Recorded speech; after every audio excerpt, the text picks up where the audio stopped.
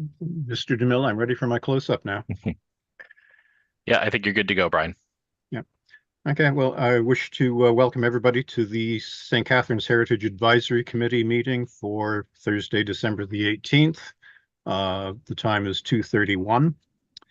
We begin this gathering by acknowledging the land on which we gather is the traditional territory of the Haudenosaunee and Anishinaabe peoples, many of whom continue to live and work here today. This territory is covered by the Upper Canada Treaties and is within the land protected by the Dish with One Spoon Wampum Agreement. Today, this gathering place is home to many First Nations, Métis, and Inuit peoples. Acknowledging this reminds us that our great standard of living is directly related to the resources and friendship of Indigenous peoples. Do we have additions or deletions to be made to the agenda? James, you pointed out a few. Yeah, so we have a few additions. So 7.4, we will now have an application for alterations to 143 St. Paul Crescent. And then 7. We'll move the miscellaneous items to 7.5. The only one that I know of off the top of my head, which I'm sure everybody will want to discuss, is the standard building.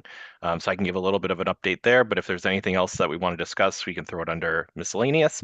And then 7.6, I will let Adrian join us, or I'll give him a heads up that we're ready for him, and he'll join us to give an update from the Museum Historical Services. I just had a couple of things that I wanted to mention that can go under miscellaneous as well. Sounds good.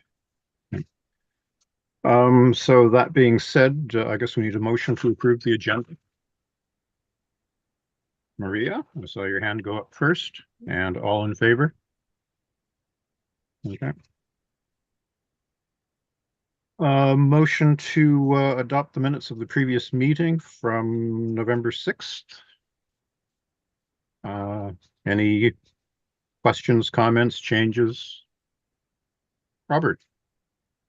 Yes, I saw my name in the agenda there, or at least in the minutes, and I was not at that meeting. So, and I did notice as well that Councillor McPherson's name was mentioned in there, and she does not show as being attending the meeting. So, those two changes, the only thing I see.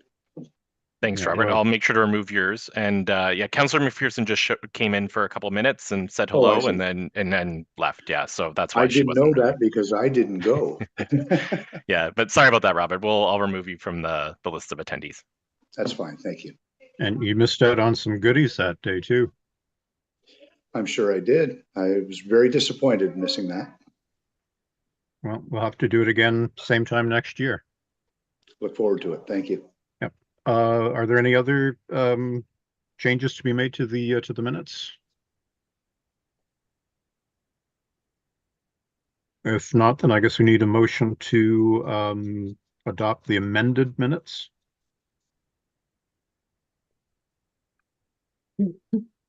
Dr. Bergen, thank you. And all in favor? Okay. Declarations of interest. Do we have any? Andrew? Yes, I have an interest in the new item 7.4 Okay. regarding St. Paul Crescent. Okay. Duly noted. Anybody else? Maria? I'll have to withdraw from that agenda item as well. Because of your association with the homestead? Yes. Um, That item's unrelated to the homestead. That's not in any way connected. True. It's a separate ownership. I see. I thought it was because of our connection with yourself that it would be best to avoid any assumptions of bias. Am I incorrect? And am I stretching the definition a bit too far? Through the chair, Maria, I think you're okay in this case, Maria, because it is a separate. It's not associated with the Brown Homestead, and there's a number of people here that have a relationship with the Brown Homestead, and this Right. project is completely separate from that, and it's one of Andrew's businesses, and so I think you're in good shape. I don't think you need to be concerned here, Okay, I'll take your unless advice on unless that. you really feel strongly that you should remove yourself. I don't want to force anybody to feel like they have to, stay, but I think you're okay. Okay, I understand. Thank you, James. Yep. If I could And I just guess- add one thing to that, I think when there was someone who gave us some insight of that from the city, and what they said was, if for whatever reason you feel like you can't be impartial, then you have the prerogative to withdraw. And Right, that's true. so, but feel free to put the boots to me on that. I'm Okay, fine. okay. I Thanks, gotta Andrew. abstain. Yeah, because then I'd have to be probably declaring a conflict as well because of my association with the homestead, but And I me think, too. yeah, yeah, exactly. But I think because like Andrew said, because they're two separate, buildings, I don't think we have to worry about it.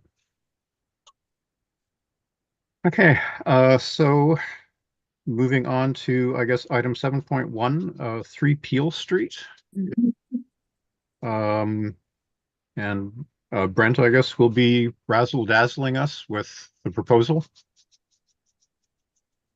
Thanks, Brian. Well, there's not much really to razzle dazzle you with. Um, I think the application does speak for itself. What we tried to do here was to create a design that sort of fit within most of the cottages or homes in the area. It is sort of a cottage, more of a beachy type feel design. And it meets all of the city requirements in terms of height restrictions, side yards, front yard, and rear yard setback. Um, and I think the color scheme is pretty much white and blue siding with the white trim. Kind of looks like more gray there, I guess, but it is blue. I think it fits. I think it does fit the neighborhood in Port Dalhousie, certainly. I'm open to any questions. Okay, thank you. Do we have questions about the proposal from anyone?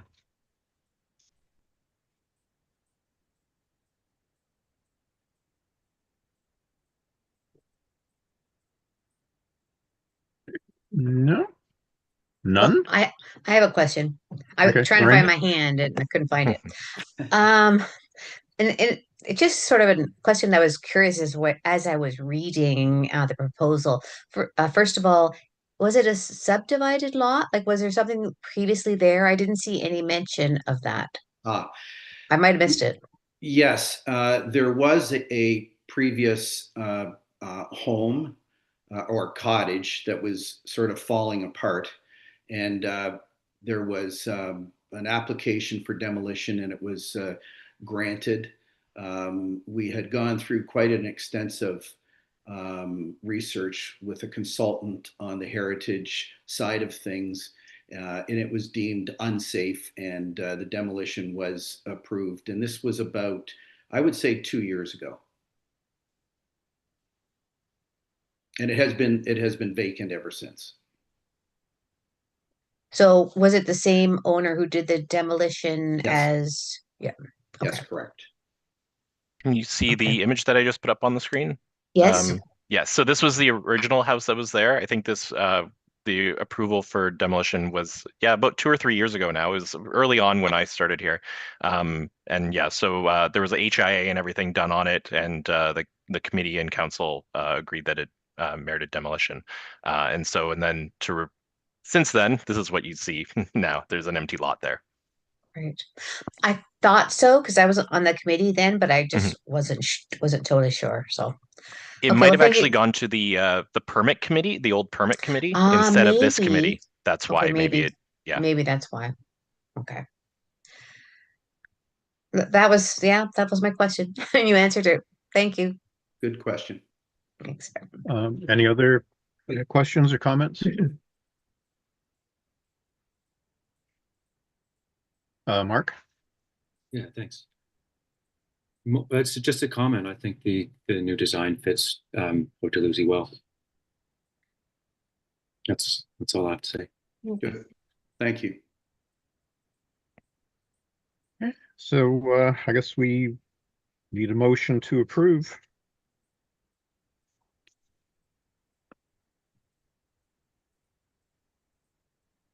So the motion should be up on the screen that the St. Catharines Heritage Advisory Committee recommends approval of the proposed new residence at 3 Peel Street. So does somebody wish to make that motion? Holly? Do it. Okay. And all in favor of it? Okay, done. Great. Thanks, Brent. And I'll be in touch tomorrow with next steps and with your heritage permit. Terrific. Thank you very much. I appreciate it. Have a good afternoon. Thanks. Thanks. Item 7.2, I guess, 5 Abbey Avenue. Proposed alterations to a property. And Lou, you're here to impress us with what's going to happen here. Wow, impressed. Thank you. Merry Christmas, everybody.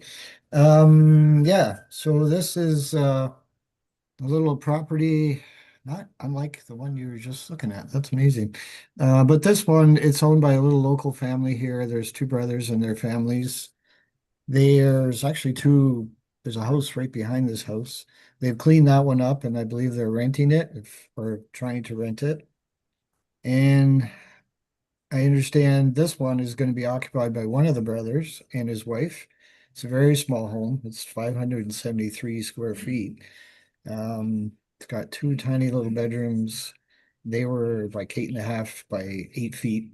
Has a bathroom, has a little kitchen, sitting room, and has a little crawl space. Good news is they don't want to tear it down. They think this will work for them. They don't need a lot. We are proposing a small addition to the north, which should fit within the bylaw because they have around 8.5 feet on the north side, so we can add about 4.5 feet. Another 85 square feet. So still a small house, but it should work. The plan is to basically gut the inside and rework the floor plan. So what happens, I think, yeah, we have a floor plan. You can see a dotted line sort of on the left side. That's where the bedroom wall used to be. And I need to expand those a little bit to the north to make them a little more usable.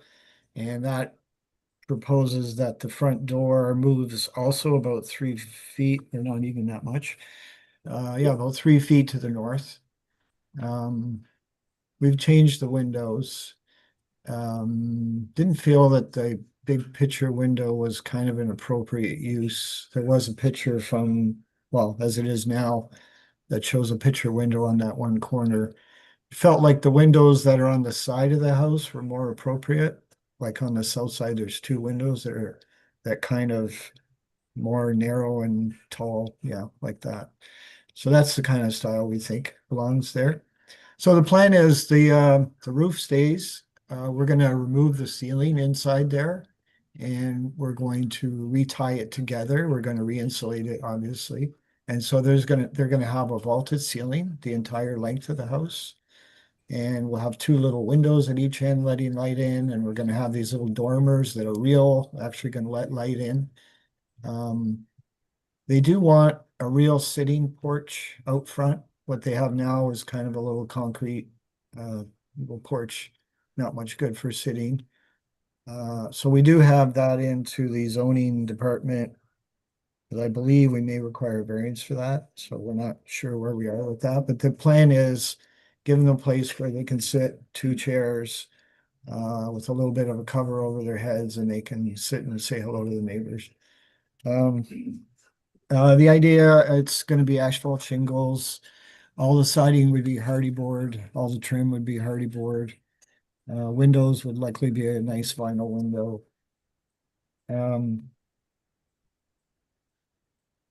I did add, well, they asked for a little box window on the right side there, and that's kind of a way of cheating, getting a little extra space to sit in the little window box there. That's really the only reason for that. It sort of looks like it belongs there. I think that's all I can ask. So again, the intent is we're not really changing the scale. The roof stays the way it is, other than the dormers. Simple little porch roof in the front. Everything gets redone. Everything gets re-landscaped. And we're hoping that's going to work for us. I'm happy to answer anything if I can. Okay, thanks, Lou. Personally, I have to say I like the look of the design. I didn't know that, with dormers. I mean, I think we've always had sort of a question about those in Port Dalhousie. Do they belong? Don't they belong? But I mean, I don't have any objection to them. Any other questions, comments about the proposal? Mark? Thanks, Brian. Yeah, I just want to say again, this is very, very tasteful renovation. Again, fits with Port Dalhousie more so, I'd say, than what is existing right now. A really nice balance. It's nice to look at. Thanks. Yeah, and considering the size of the lot and the surrounding, structures, I mean, it's not going to be overpowering things either. Right. No. Yep. Andrew?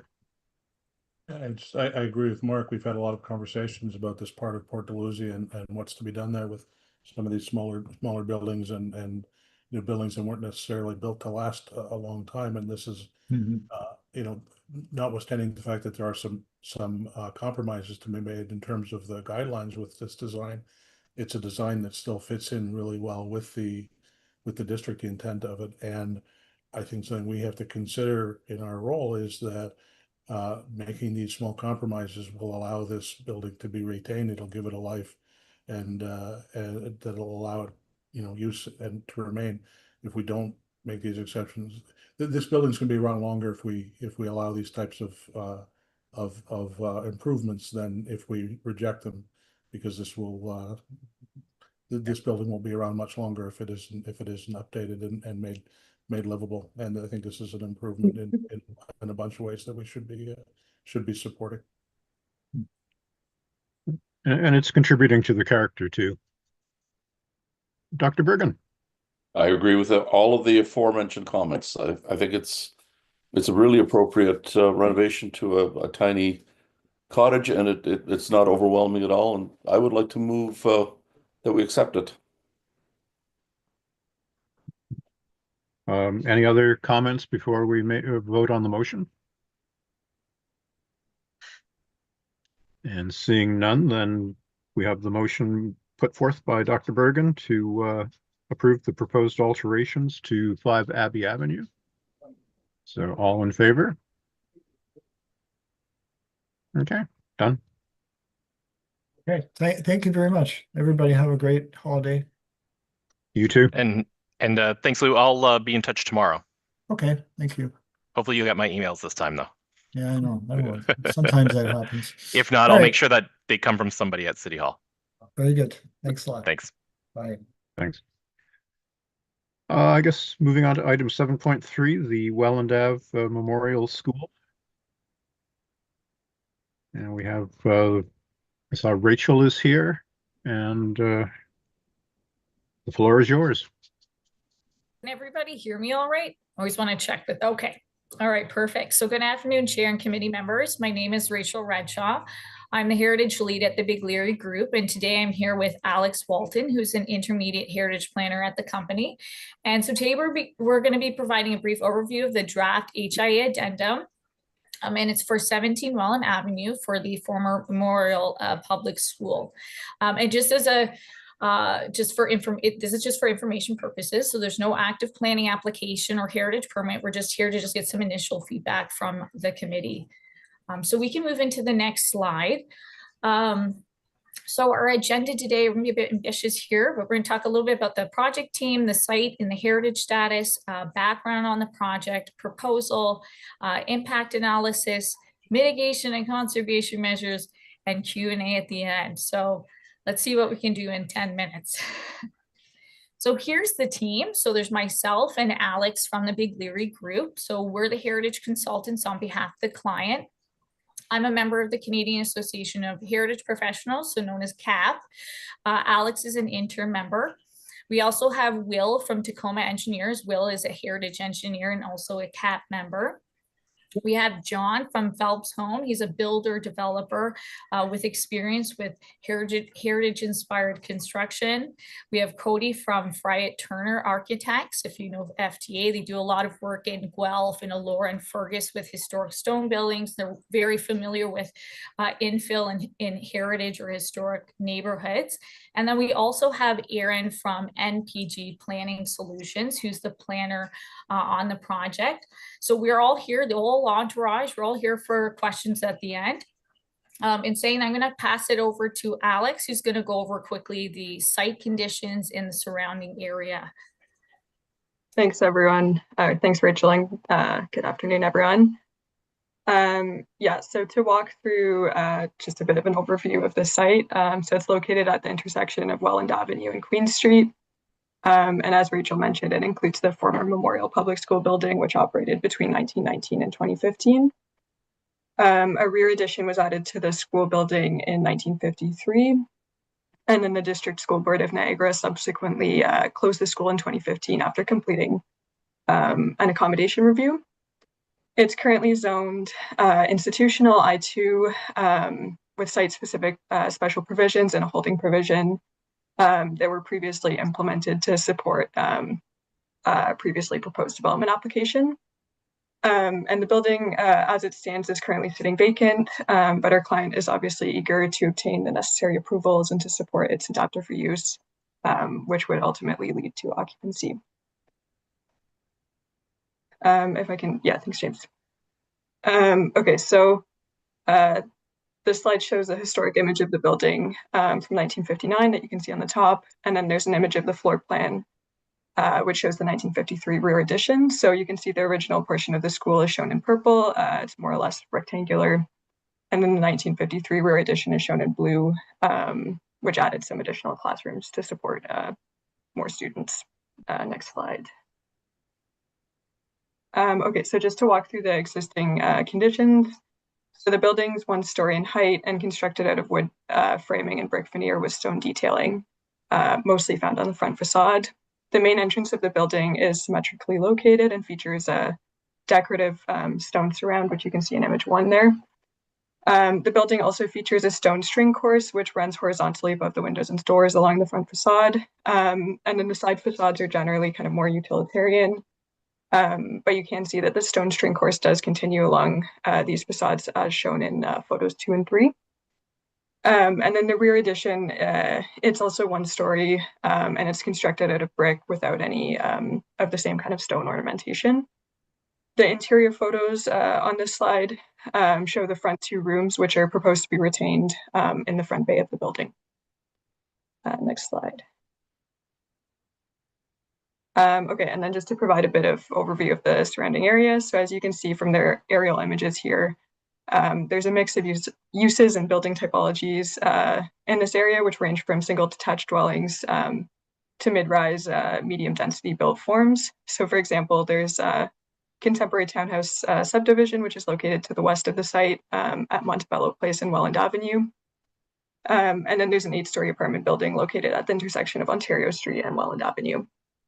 There are also neighborhood commercial uses immediately adjacent to the site on Welland Avenue, such as the neighboring salon and spa. And then there are other commercial uses that are located kind of further east of the site along Lake Street. And I will pass it back over to Rachel now. Thanks, Alex. All right. So in terms of the heritage status, as you may know, it's designated under Part 5 of the Act. So it's in the Queen Street Heritage Conservation District.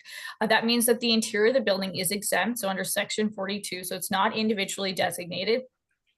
You'll see just to the right, there's just an excerpt from the plan from 1989.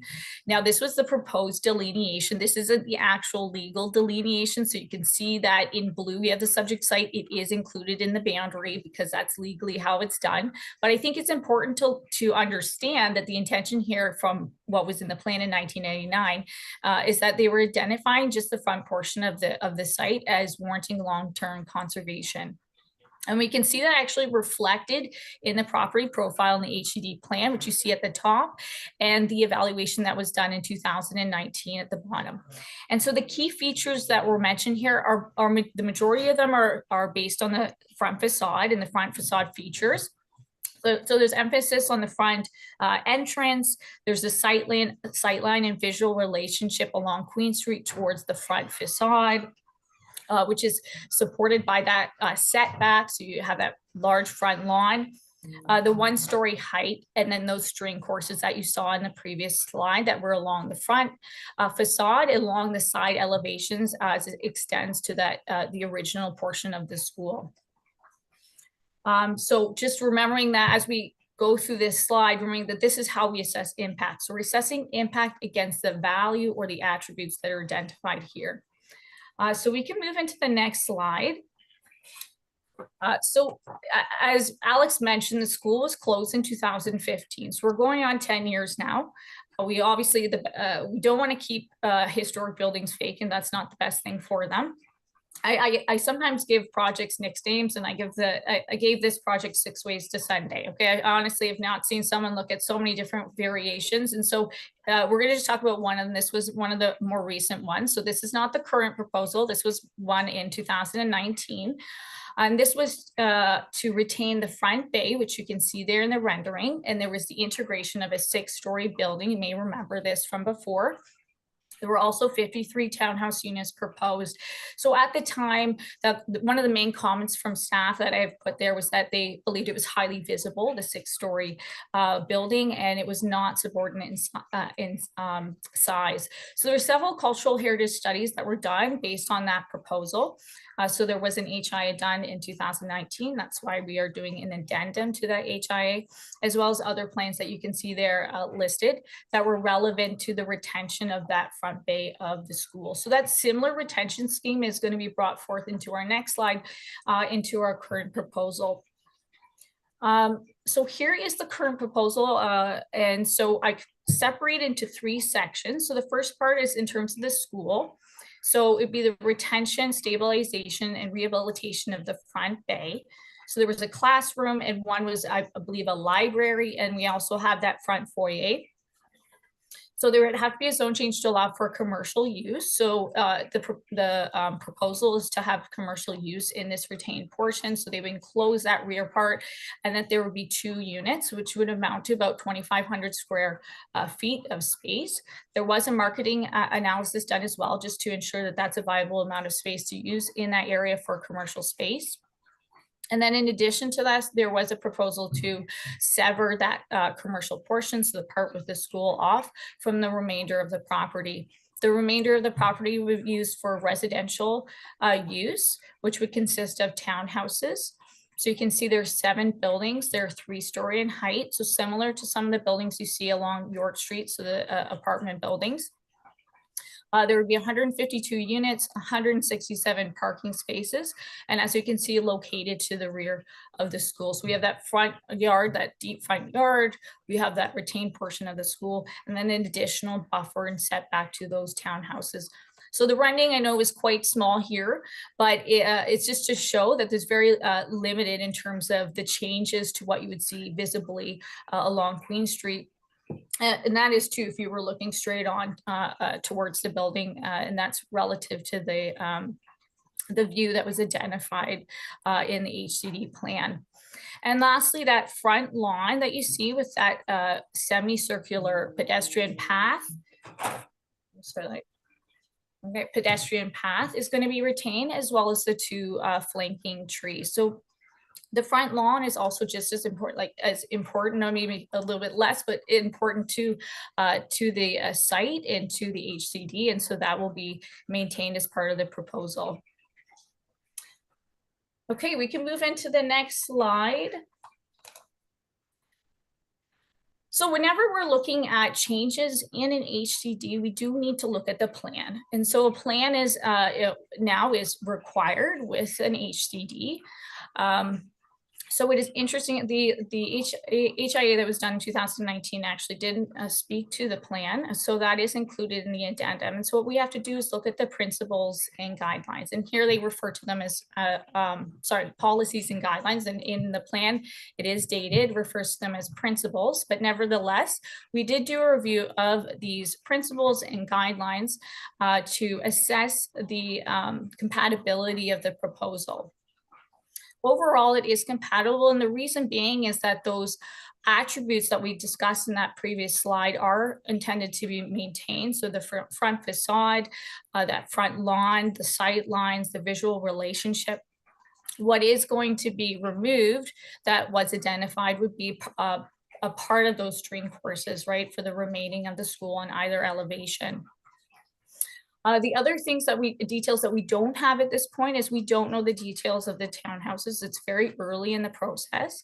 So what would happen is that those type of details would be assessed at the heritage permit application process once they have them to assess compatibility with the plan. So overall, we believe in our report, we've concluded that the proposal is generally compatible with the intent of the plan. So we can move to the next slide. We're getting into the end here. So in addition to the plan, we also look at the impacts that are outlined in the Ontario Heritage Toolkit, and we have them lined up there at the top of the screen. So in summary, we concluded that there are negligible impacts of destruction and alteration. And the reason being, again, is we're reflecting the attributes that were originally identified. And again, that's limited to the removal of the string courses on the side elevations for the portion that is to be removed. The other attributes that were identified, again, are intended to be maintained and conserved. There's also a beneficial impact of the change of land use if there were to be one, because it broadens the viability of adaptive reuse. The more types of uses we have, the more chance that building is able to be adaptively reused in a viable way. And lastly, potential impact of land disturbances. So you can see the roadway is quite close to the school. So depending on construction works and where equipment is to be stored and so on, there is potential for land disturbances. So we can move into the last slide. Now, since we have impacts, we do have to look at some mitigation measures. Now, I didn't put it in here. We did review alternative developments as well in the addendum. But in terms of mitigation and conservation measures based on the current proposal, we have a documentation and salvage plan. So that would be really documenting and salvaging really relative to the string course, could also include the brick, as well as, and also actually some of the documentation has already been done to date. So they did do a 3D modeling of the school. So currently there already is an existing virtual tour of the school. Commemoration interpretation plan, again, change of the use from the school to commercial use. And that could be done in a variety of ways, whether it be a panel or installation. Landscape and design considerations. So let's say if they were looking at any additional plantings in the front lawn, and also the design considerations relative to the townhouses. And lastly, but not least, a conservation plan, which would deal with the temporary protection or focus on the temporary protection during construction. So when we mentioned land disturbances, whether a zone of influence study, for example, would be required to determine if vibration monitoring would be needed. And these recommendations could be implemented a variety of ways, whether through planning conditions, technical studies as part of a submission of a heritage permit application, or conditions of a heritage permit approval process. All right, we can move into the last slide. It's just sort of a closing statement. So overall, in terms of the context of the HCD plan, we believe it's generally compatible. Those details relative to the townhouses could be addressed or should be addressed as part of the heritage permit application that would be forthcoming. And then those impacts that we did identify can be mitigated through those plans that we discussed previously in terms of documentation and salvage, commemoration, a conservation plan, and then those landscape and design considerations based on the HCD plan.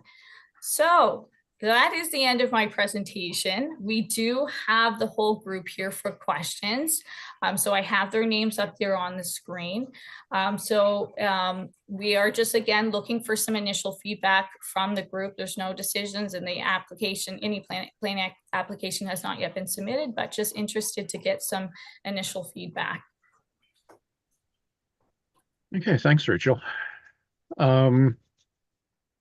I'm actually quite impressed by what I've seen. The older proposals that we had, I always thought that they were like too much in your face, like in terms of the massing. And with this having, lower scale townhouses and stuff, I actually like this myself. Lorraine. Thanks, Brian. And I actually agree. I agree with you. I was on the committee that time as well, and I think you've kept two major pieces that I really approved of in 2019, and I think the whole entire group did.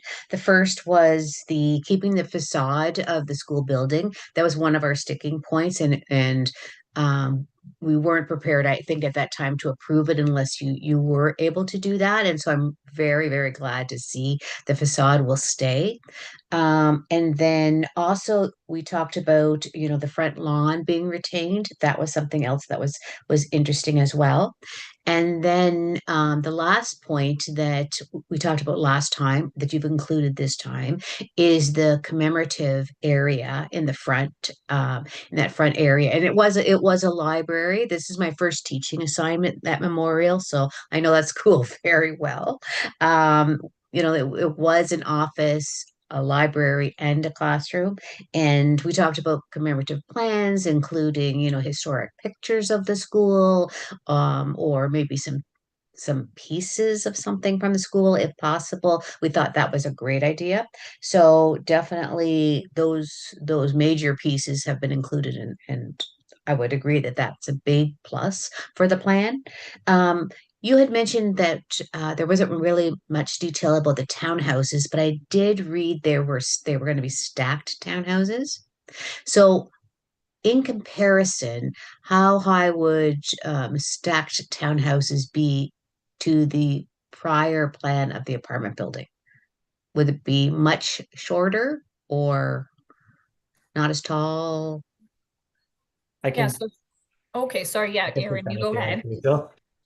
Through the chair. So the previous apartment building was 6 stories. Mm-hmm. Stacked townhouses would be in that probably like a 3-story range, 2.5. Okay. Like that. Yeah. Okay, that's what I thought, but I just wanted to clarify. Okay, that's great. One last question, but I wanted to let you know that I was approval. I do have approval of this new plan. I think it's a good plan, and I think it retains important pieces from the last.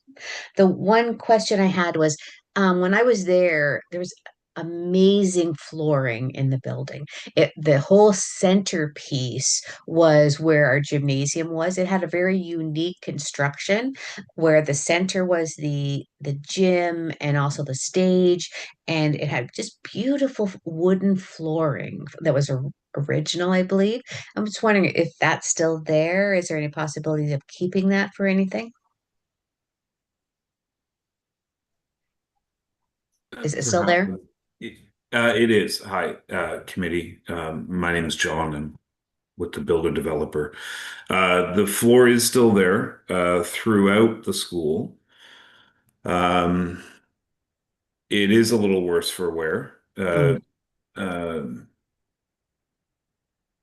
Neglect since the closure of the school and some of the break-ins and the homelessness issues we've been challenged by since the closure of the school have degraded the property to some extent, but primarily the rooms that would be retained at the front are in good condition, as is the flooring in those rooms. So absolutely, that's something that we could consider.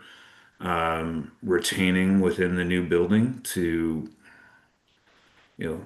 um,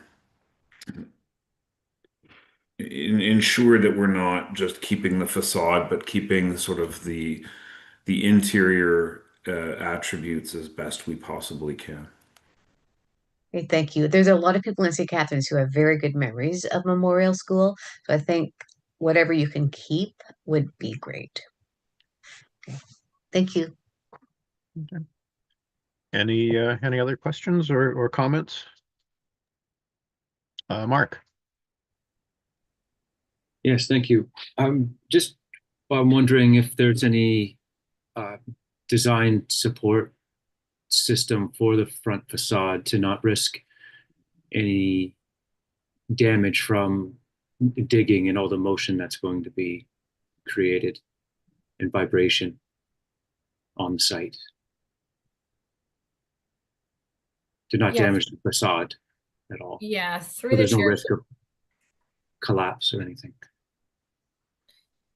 Yeah, through the chair. So we would have it like the conservation plan that we mentioned, we would include like a temporary protection plan, and it would go into detail about protecting the facade. So whether it be fencing or if there needs to be stabilization measures that are in place. So we have Tacoma engineers, they would provide some recommendations on that as well. So there's kind of two pieces. There's the demolition that will have to take place and stabilization around that. And then also that protection during the construction period when there's construction going on. And then vibration monitoring as well as part of that. So the vibrations from equipment and whether that would have any impact on the building. And so the zone of influence study is a study done by acoustic engineers to determine if they actually need to do vibration monitoring, and then they'll put monitors around. So if it gets beyond a certain vibration, which could cause issues to the facade that way as well, they would have to cease construction until they would rectify the situation. Okay. Andrew? My question sort of stems from the fact that my preference would be to retain the entire original building, if at all possible. But you mentioned that doing that would lead to the loss of 24 units, I think I saw in there. Out of how many? What's the total number of units there in the plan? Through the chair, and I think Aaron might, but we have, I think, 152 units. So there's also implications on the parking as well. So there was parking and then also the units that were issues in terms of what would be negated for the retention of that whole original footprint. Right, but if you lose 24 units and 20 parking spaces, it's, you're not really losing on the parking because you need less parking. I'm sure you've costed this all out. Do those 24 units change the viability of the project as a whole? Or is it just about maximizing the density?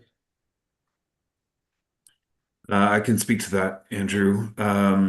Yes, it's both, actually. It's the viability of the overall project, but it's also achieving other planning objectives of the city of St. Catharines to increase housing opportunities and alternative, more attainable built forms, particularly within the downtown core. So we're trying to balance a number of the municipality's priorities vis-a-vis heritage retention, infill intensification, housing affordability, with this current proposal. But economic viability is very pertinent, and really driving the need for units on this site. And I appreciate that right now margins are very, very tight. Its viability is not easy. From that standpoint, you mentioned the goals of the municipality. Is there any affordable housing component to this that you've factored in? The short answer is no, Andrew. We're a for-profit builder. We are striving to create an alternative built form that is more affordable to people, but it wouldn't meet the municipality's definition of affordable housing.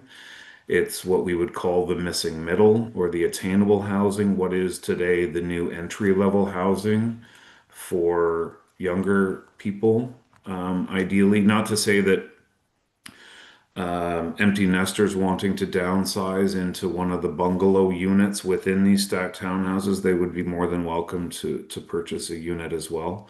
But these are smaller than traditional townhouses and single detached homes, but larger slightly and more marketable than the mid-rise apartment building that was previously envisioned and approved for the property. So they're in the range of 1,400 square feet, two-bedroom units each. Again, just they aren't the only stacked townhouses built in the city of St. Catharines, but it's it's that missing middle that we're trying to encourage, and the viability of that as a product type we feel is we have greater confidence than the apartment building, which is 120, 130 units built in one go. This gives us the opportunity to build as market absorbs the units. It's just a more manageable project. And I understand where you're coming from, and I don't disagree with you. If you're filling that middle niche, you are taking pressure off other areas. So I get where you're coming from. I'm just sort of looking at the, you know, if we're compromising on, I know it's not up for decision today, but if we're compromising on losing something here that does clearly have value, you know, what are we really getting for it? And, you know, that benefits the community. That's really what I want to know. Is the compromise worth it? Is would ultimately be my question. But I hear where you're coming from. Thank you. I don't know if I missed it. Was there any discussion about what kind of style design the townhouses would be? Like, would they be sort of reflective of the memorial school style with like a string course on it, or are you going to do something completely different in terms of that? Yes, Brian. Rachel referred generally to the heritage permit itself would have some of those details, but we anticipate that the stacked townhouses in the rear would be designed to uh, um, excuse my terminology, but maybe honor the existing schools, so brickwork and soldier courses of that nature. So not to mimic it, but to ensure that the new product is compatible with not just the image of the school, but of the surrounding neighborhood generally. If you may recall, the three-story townhouses at the corner of Welland and Ontario Street, the former parking lot of the Hotel du General. I was involved in that project with Walkers and Mountain View back in the day. And so a similar approach, I think we would look to take here, where we customize the design of these units to be as compatible and respectful of the surrounding context as possible. I think that makes perfect sense. Okay, thanks. Lorraine. That's a really good point, Brian. There's a development out in the Niagara Lake area where it's in a fairly historic area, and the stacked townhouses do not match at all. They've had a very difficult time selling them, and it just is sort of a bit of an eyesore, many of the neighbors think. So I think that that's a really important point. But John, I wanted to zero in on what you said about the townhouses along the back. But do you mean in that back row, or do you mean all of the townhouses right behind the facade would Hmm. be in sort of the vein of the old memorial? Um, Thank you for that question. So if I just understand it, Lorraine, you're referring to, so James, thank you for pulling up the plans. 1, 2, 3, 4, 5, 6.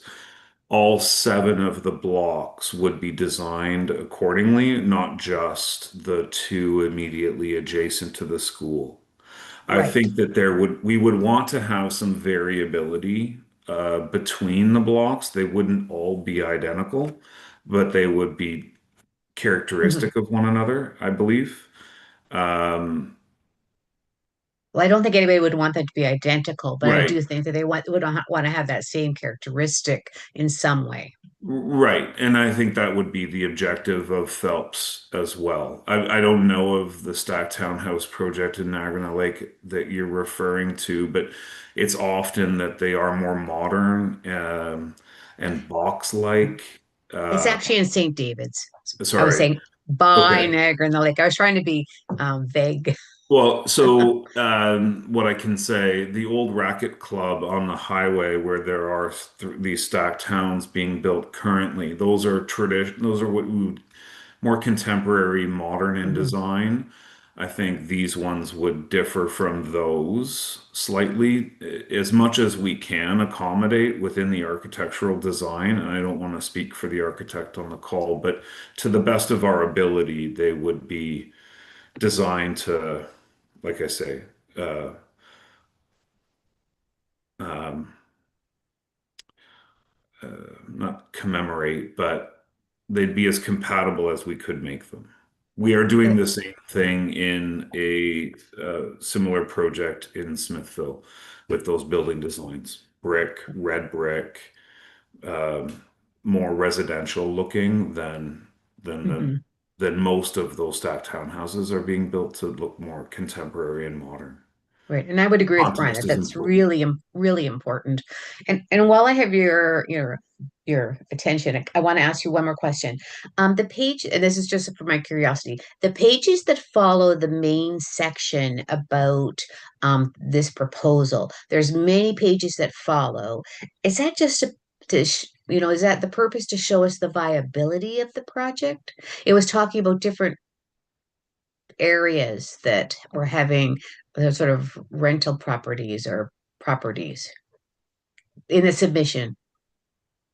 Through the I chair, believe that's the market analysis. I believe that's Market what. analysis. Yeah. So I don't know that we've ever seen anything like that before. S- So, Sorry, Lorraine, I'm not sure I fully understand the question. well, I'm just asking, the purpose of, was there information we needed from that for this project or? I don't believe it's essential. I think it's more relevant for us as a business to ensure that well, I mean, this committee would like to know, I'm sure the municipality too, that our proposal and the amount of the building that we are planning to restore and renovate and retain is of a sufficient size to be viable. I think Scott on the call, not to put you on the hot seat, but had referenced that in a recent meeting we had. Is it big enough that it is Okay. sustainable as a business? And what would so we wanted to do that commercial analysis just to ensure that the rents were tolerable, that that there would be a market for commercial uses of that building, be they one or two, right? We've got 2,500 square feet in total. Would two units be more desirable than one? That market study concluded that we have lots of options available to us, and a building of that design with that visibility would have lots of viability. So that it was more for our fiscal requirements that we wanted to do that due Okay. diligence. Okay. It was very interesting. I don't think I've ever seen someone submit that before. So I just wondered the purpose. Okay. Thank you very much. Okay, any other questions or comments?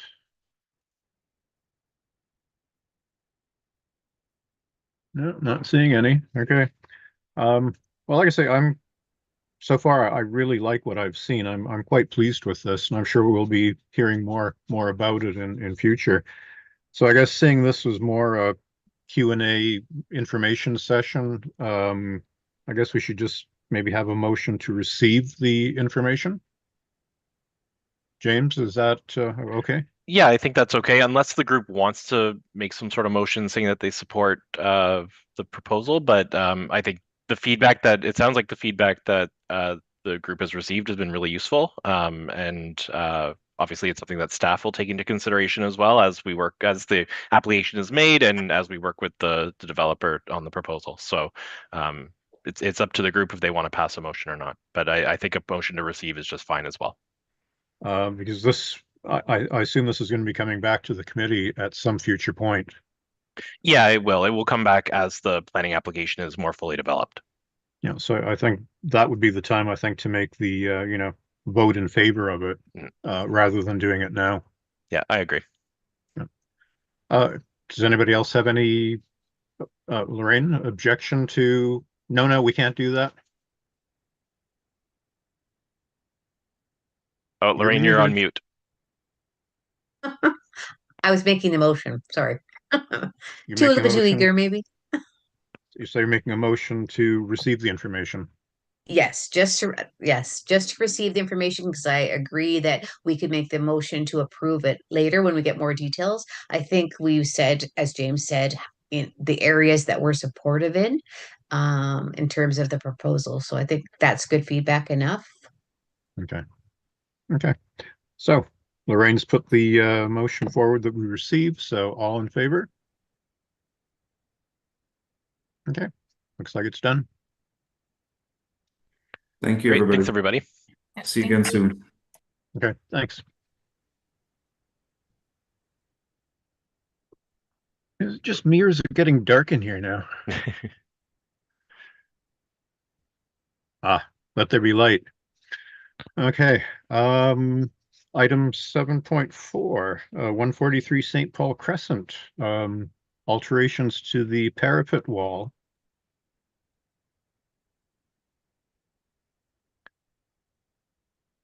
Can everybody see that up on the screen now? Just want to make Yep. sure. Okay, and Andrew is going to speak to this item.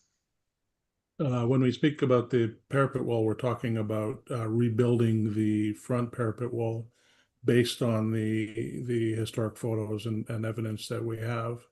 And it's a largely decorative feature. If you scroll down to the third, the photo, you can see it on the end there. What we're talking about is recreating that. That's the best photo we have of it, so we can't be entirely precise in terms of the finer details, but we can certainly infer them from the decorative touches on the rest of the building and build them accordingly.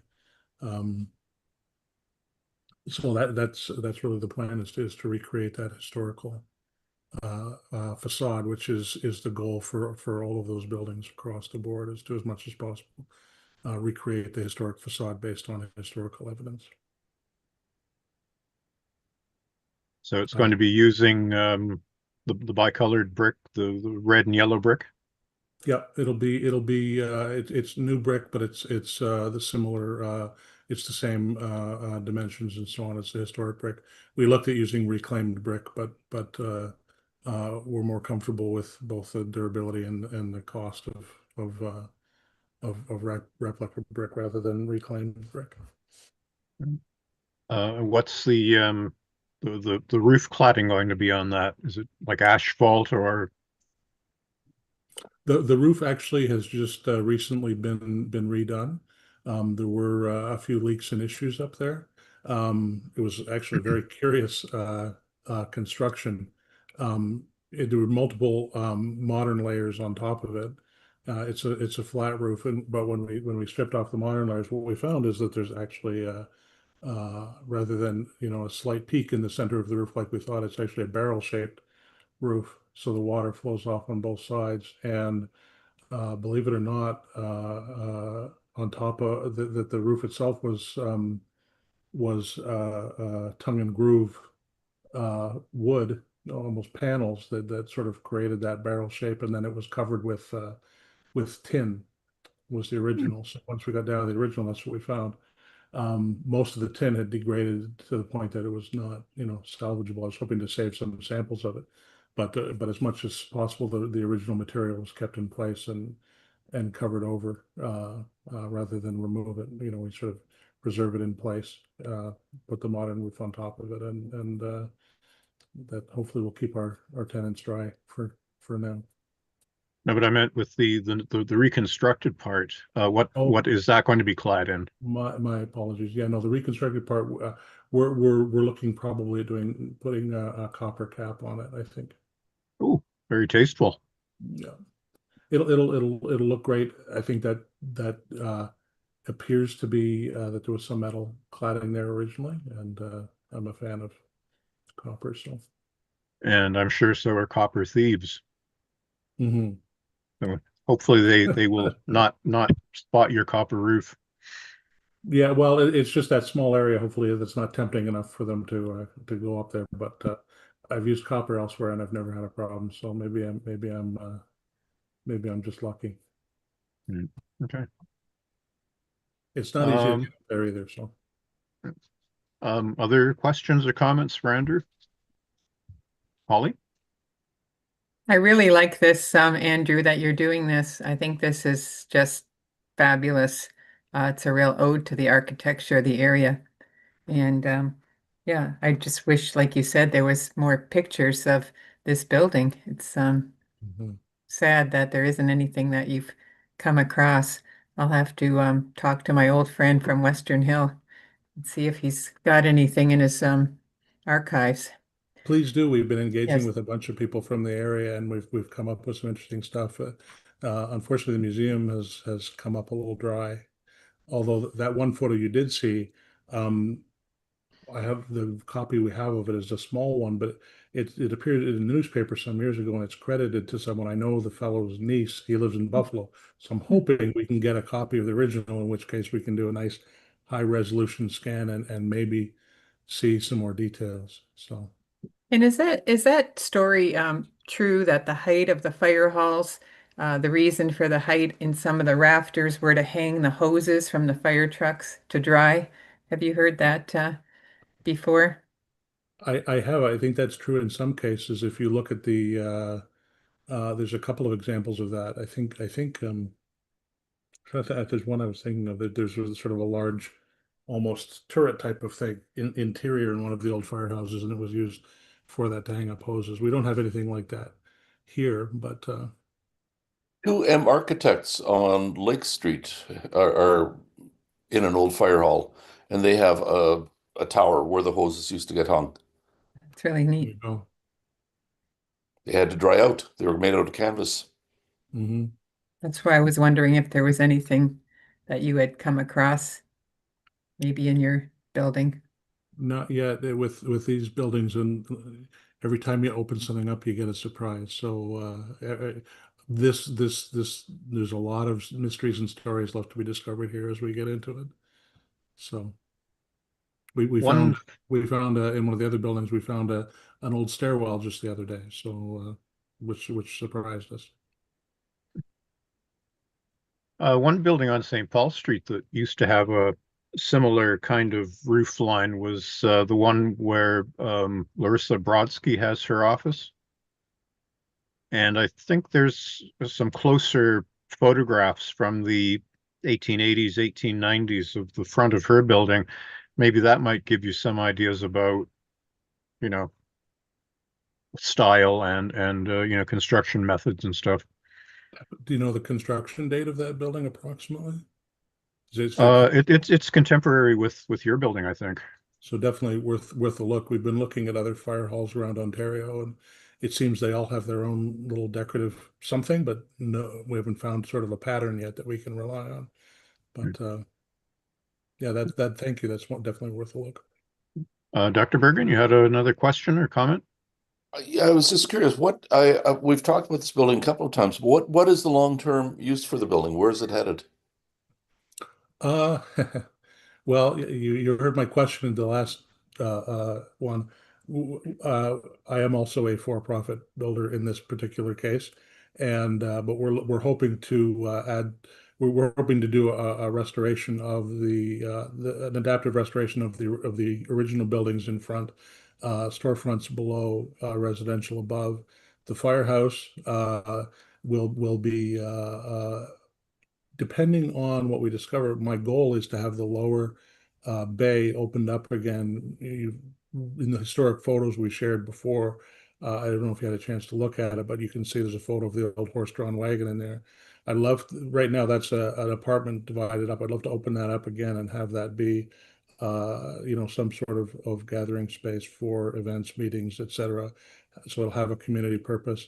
In a perfect world, I will have my office upstairs for my future endeavors at the firehouse. I kind of have fallen in love with that building. So that's the goal.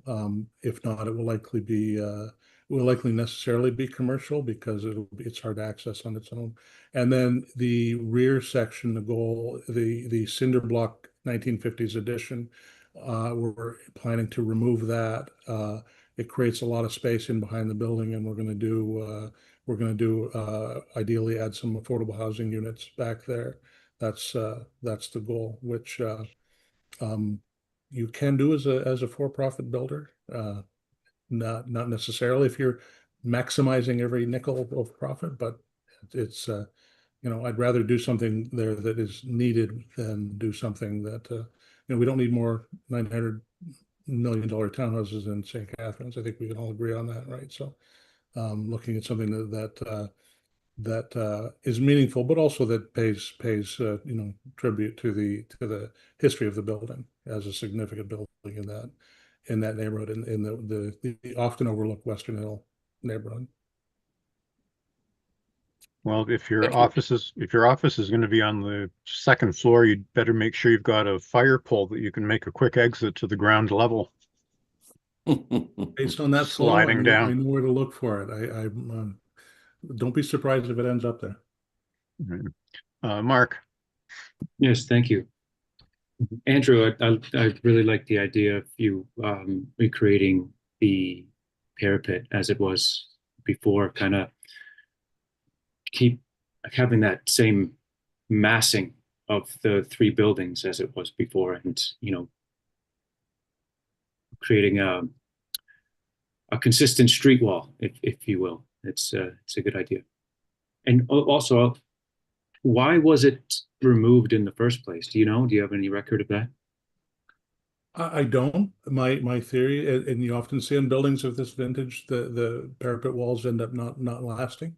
I think maybe it's a durability thing. The side parapet walls on the grocery building are also gone, and the plan is to rebuild those as well, to restore that character. But that'll be factored into the planning for it. We'll be using the historic size bricks and so on, but the construction will be a little different. Everything's going to be reinforced and hopefully have a little more longevity. So whether it's the fact that a freestanding parapet wall doesn't last as long as another part of the building, or whether it is people ultimately choose not to bear the cost of maintaining them, that they disappear so frequently, I'm not entirely sure. You probably could answer that better than I could in terms of the endurability of that type of construction. Yes, well, some people put bracing as well onto the roof, right? That's another way to maintain the structure of it. When built well, like it's not crazy high or anything like that, I don't think you'll have a problem. Yeah, that's the idea, is to brace it properly and add enough support that we can count on it being there for a good while. I like to do things of a quality that it ultimately someone else's problem, not mine, if it fails down the road. That's right. Yeah. So good planning. And credit where credit is due. Mark has been involved in a number of conversations with me about these buildings and has offered some fantastic advice and is going to be involved in some of the upcoming work. So thank you, Mark, for your support and advice so far. And by you restoring that front facade the way you're proposing to do it, it's going to be, I think, certainly one of the more unique buildings, heritage buildings in the downtown, if you want to call it that, because we just don't have that kind of facade left anymore. They've all disappeared through the years. And I believe these are landmark buildings in that neighborhood, and probably the most prominent intersection historically in that neighborhood. So it just definitely justifies it. And some of the few remaining buildings from that era in that area, a lot of the other ones are gone. So it's well worth it. Lorraine. just a general comment, Andrew, you might be interested in. I was talking to some board people recently, very recently, and I was telling them some just general plans about your plans for the building or pro probably what's going to happen, and mentioning the fire hall, for example. And they're very, very interested in seeing this developed. So if you have a wider audience than maybe you thought you did, but the school, because there's a school right behind it, right? Edith Cavell, and yeah, they're interested in watching it develop. I think it's seen as sort of an enrichment to the area, something that's offers a lot of interest and capitalizes on the building that's there in a way that hasn't been for a while. So We've gotten an awful lot of support. A lot of people, when you're over there doing work, or you got a dumpster out, people stop in and say hello and ask questions, and it really has been eye-opening for me in a positive way. What a vibrant community, vibrant neighborhood it is there, yes. and there's been an awful lot of support, and we have a good relationship with the folks at Edith Cavell, and that a historic building itself as well that is at some point in the future going to face some questions, and yeah,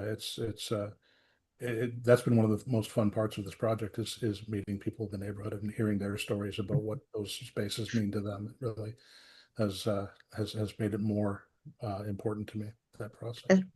That's wonderful. Good for you and your planning team. It's a big group, yeah. Yeah. If we were relying on what I know, we'd be in trouble. So we've got no further questions or comments about the proposal. Then I guess we need a recommendation to approve the alterations to 143 St. Paul. Robert, you wish to make the motion? I would be pleased to. I think it's a wonderful project. Okay. And all in favor? Done. Thank you, Andrew. Thank you all, and thank you for entertaining this on short notice. We had this work planned, and then the designation got approved, and all of a sudden we had to regroup and say, "Uh-oh, we better look at this." So thank you, James, and thank you to the committee for helping out on that. Okay. Items, I guess 7.5. James, you're going to talk about the standard building. Yeah, so unfortunately, I have to give an update about the standard building. I don't know if anybody's been down there the last couple days, but it's there's not much of the standard building left, unfortunately. So, I mean, everybody knows, perhaps probably seen the newspaper article from last week and some of the information that the fire chief provided. Unfortunately, we don't know what caused the fire. You can speculate about things like people squatting in the building and whatnot, because it is getting a lot colder nowadays, and people are trying to find spaces to keep warm, and it's potentially something related to that. But I mean, I don't know if I have pictures here that show the building being torn down. I don't know if everybody wants to see them or not. I'm happy to share them. It is a little sad, but I will say that pretty much immediately we were internally on top of things in terms of saying, okay, what can we, like, we didn't know how extensive the fire was and how bad it was and what was going on. So we immediately made sure to flag certain items that we wanted to make sure were, if they were starting to tear down certain things, that we wanted to make sure that those items and architectural elements were saved.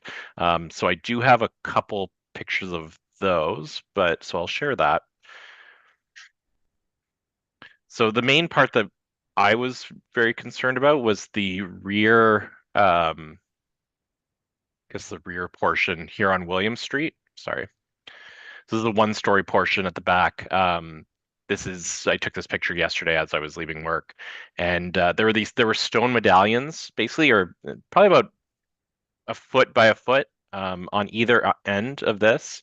And then in between, there is the sign here, which I've already put out, kind of gave people notice that we are interested in this sign as well, making sure that this is retained because it was taken down.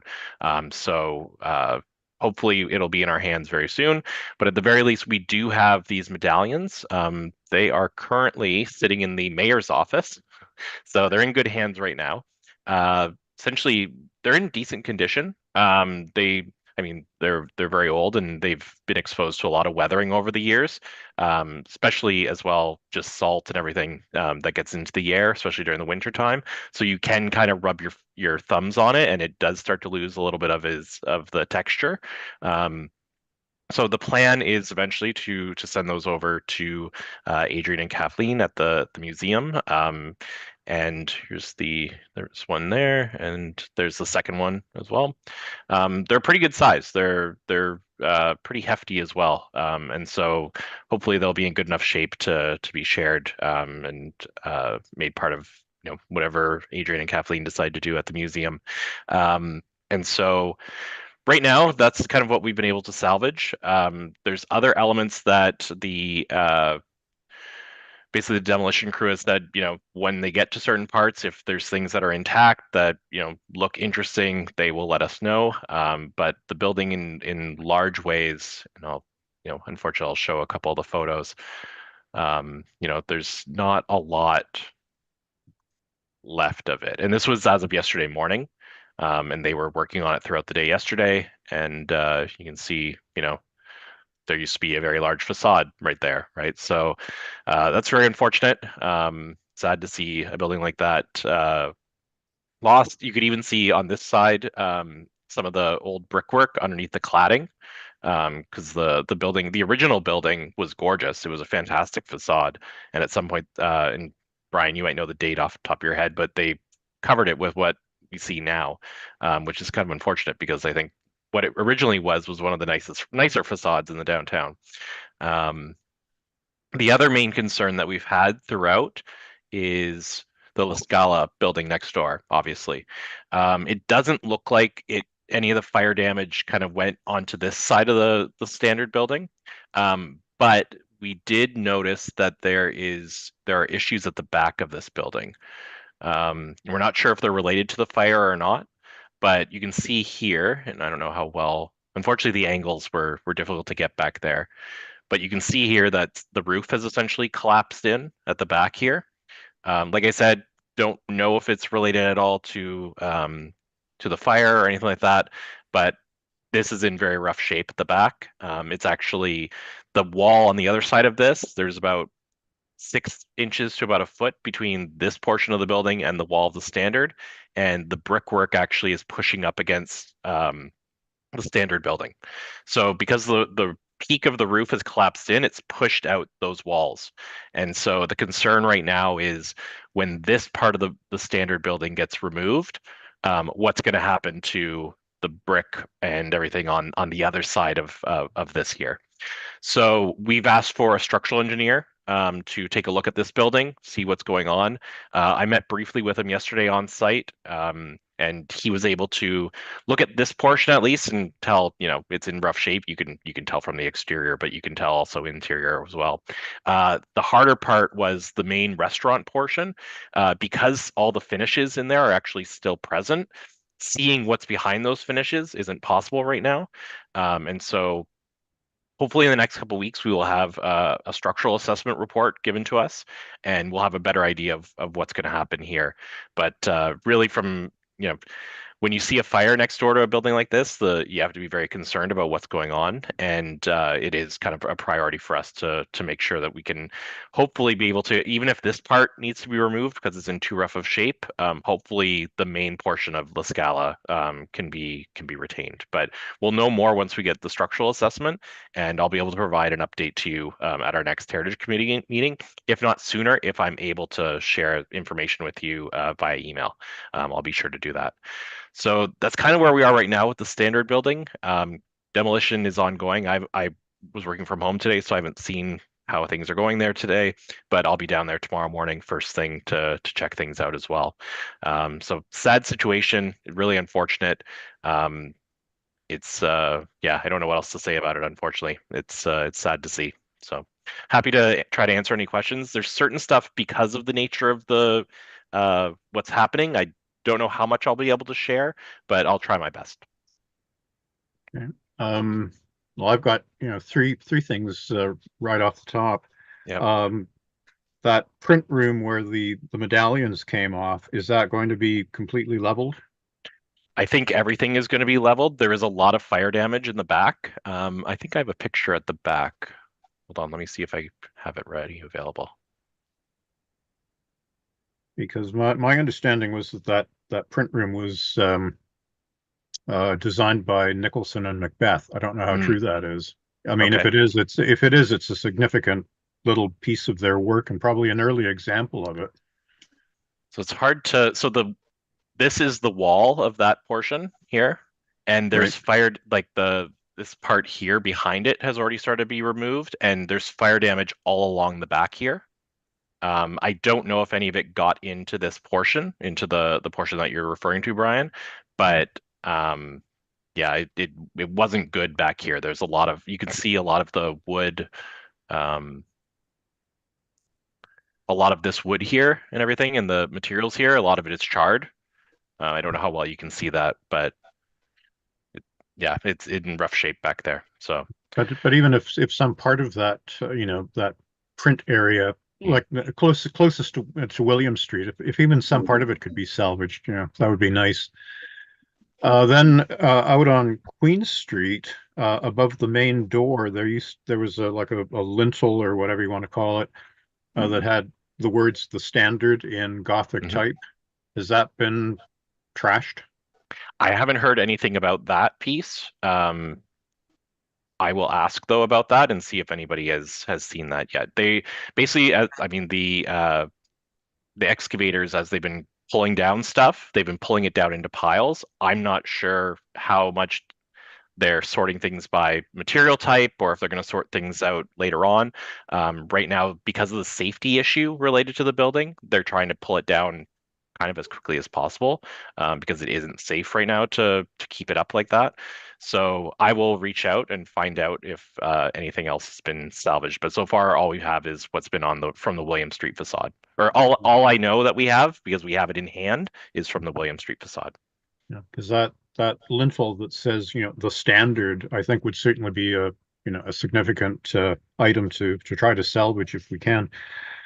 And then the back end of the La Scala's building, the part that you were just talking about, the window sills and the lintels above the windows, I think they're cast iron.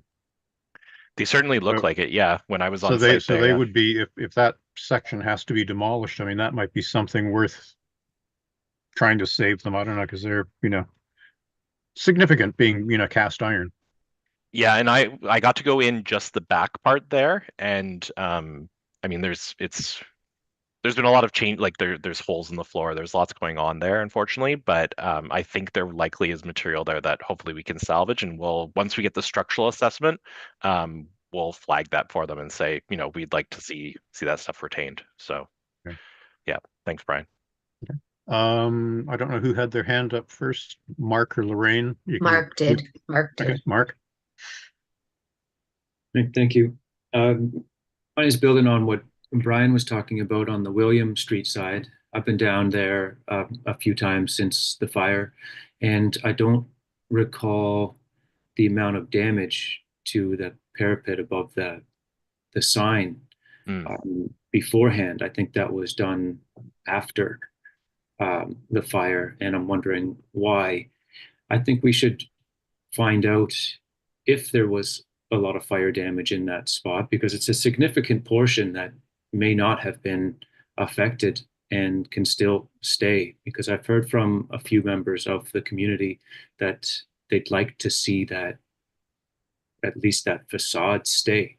So I'm wondering why the pendants were taken and the sign was taken down straight away without knowing. So yeah, so when the fire first happened, the first thing that basically, as soon as I heard about the fire, not knowing exactly how bad the fire was, said, because we knew that it was extensive, and we knew that it was taking a long time for them to even put it out. So it was, okay, can we save these elements? And so I sent an email off to my director immediately, and that was passed along to fire and to various departments that are working on this. And so those were flagged really early on. So I think that's why those elements were taken down, because in preparation for in case this part has to come down, they've taken those down for us. That way those could be saved.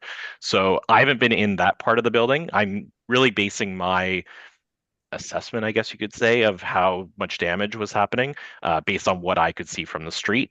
And you could see that it was charred pretty far back. I don't know if it's charred in this portion, though, unfortunately, Mark. So I wish I had a little bit more information about that, but I don't at this moment. Could you check like, Yeah. before it is Yeah, I'll be torn? down there Is tomorrow. that- So Oh, I see. yeah, I'll be down there first thing tomorrow morning. So yeah, it's yeah, I will check in on that. Thanks.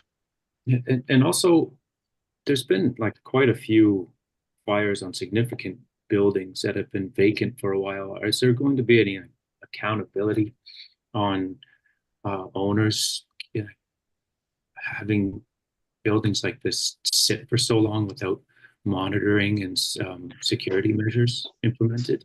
Yeah, so they do monitor. They do, as part of any vacant property owner has to actually provide the city with information based on when the last time they checked everything, when was the last time they boarded everything up.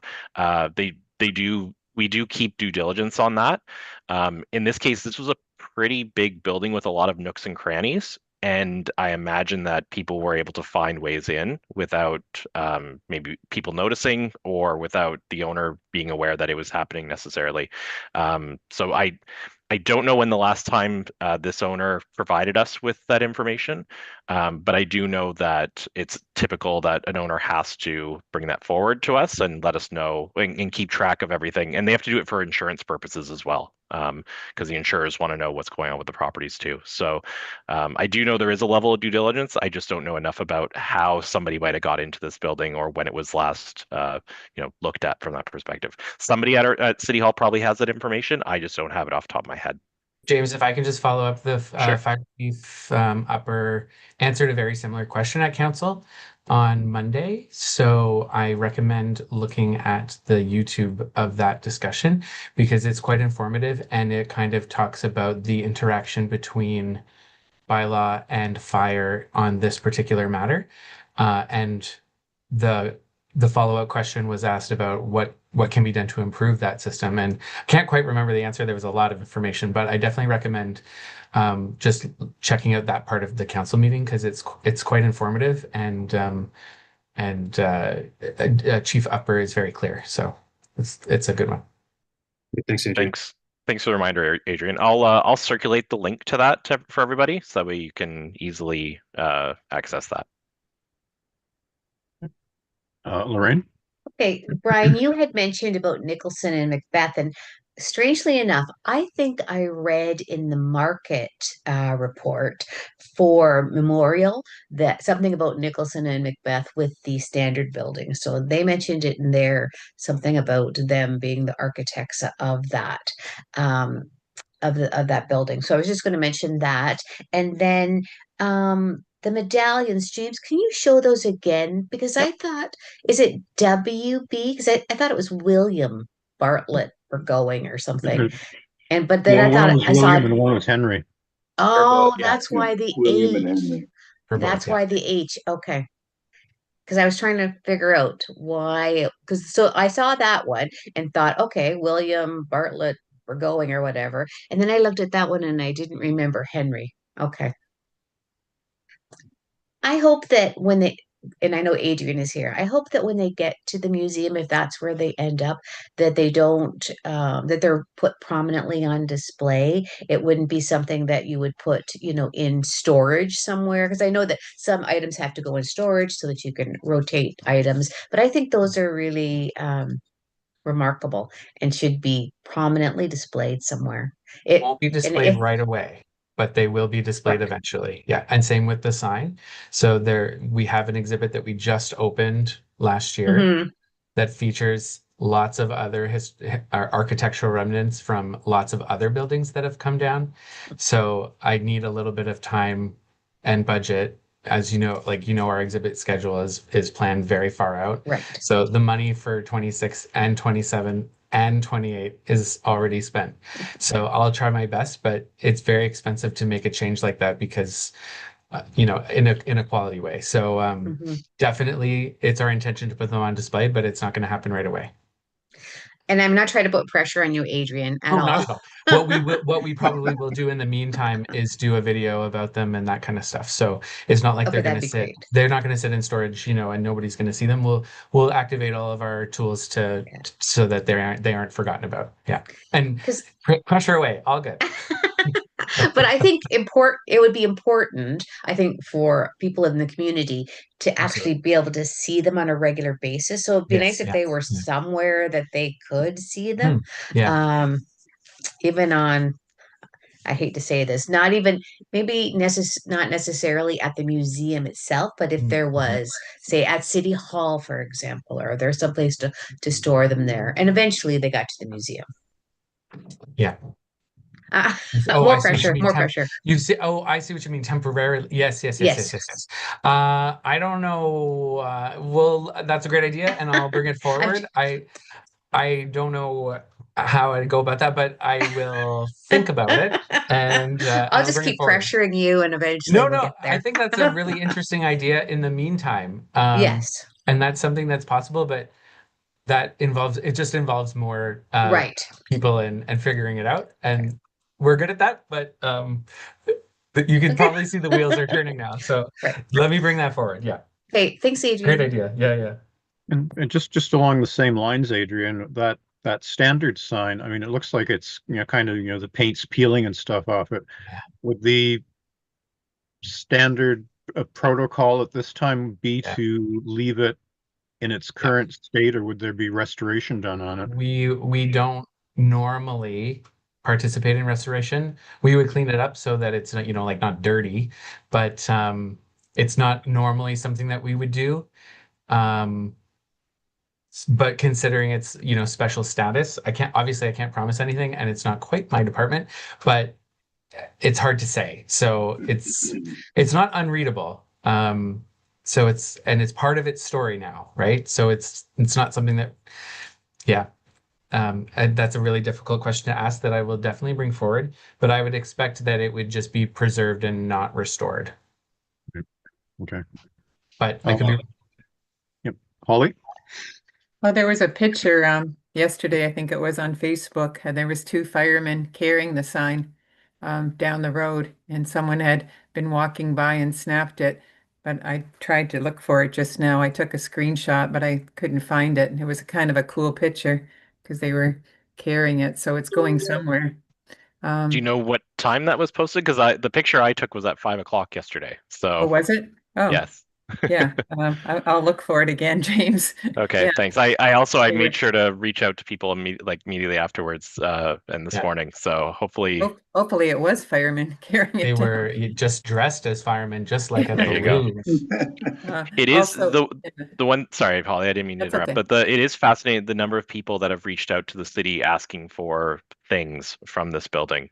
There's been a lot of requests, and we've had to make sure to tell people the priority really is try to retain it for the city so that way everybody can see them in the future. But yes, enjoy it. Yeah. So enjoy seems like an odd word, but yeah. Too, some of the materials were slowly emptied.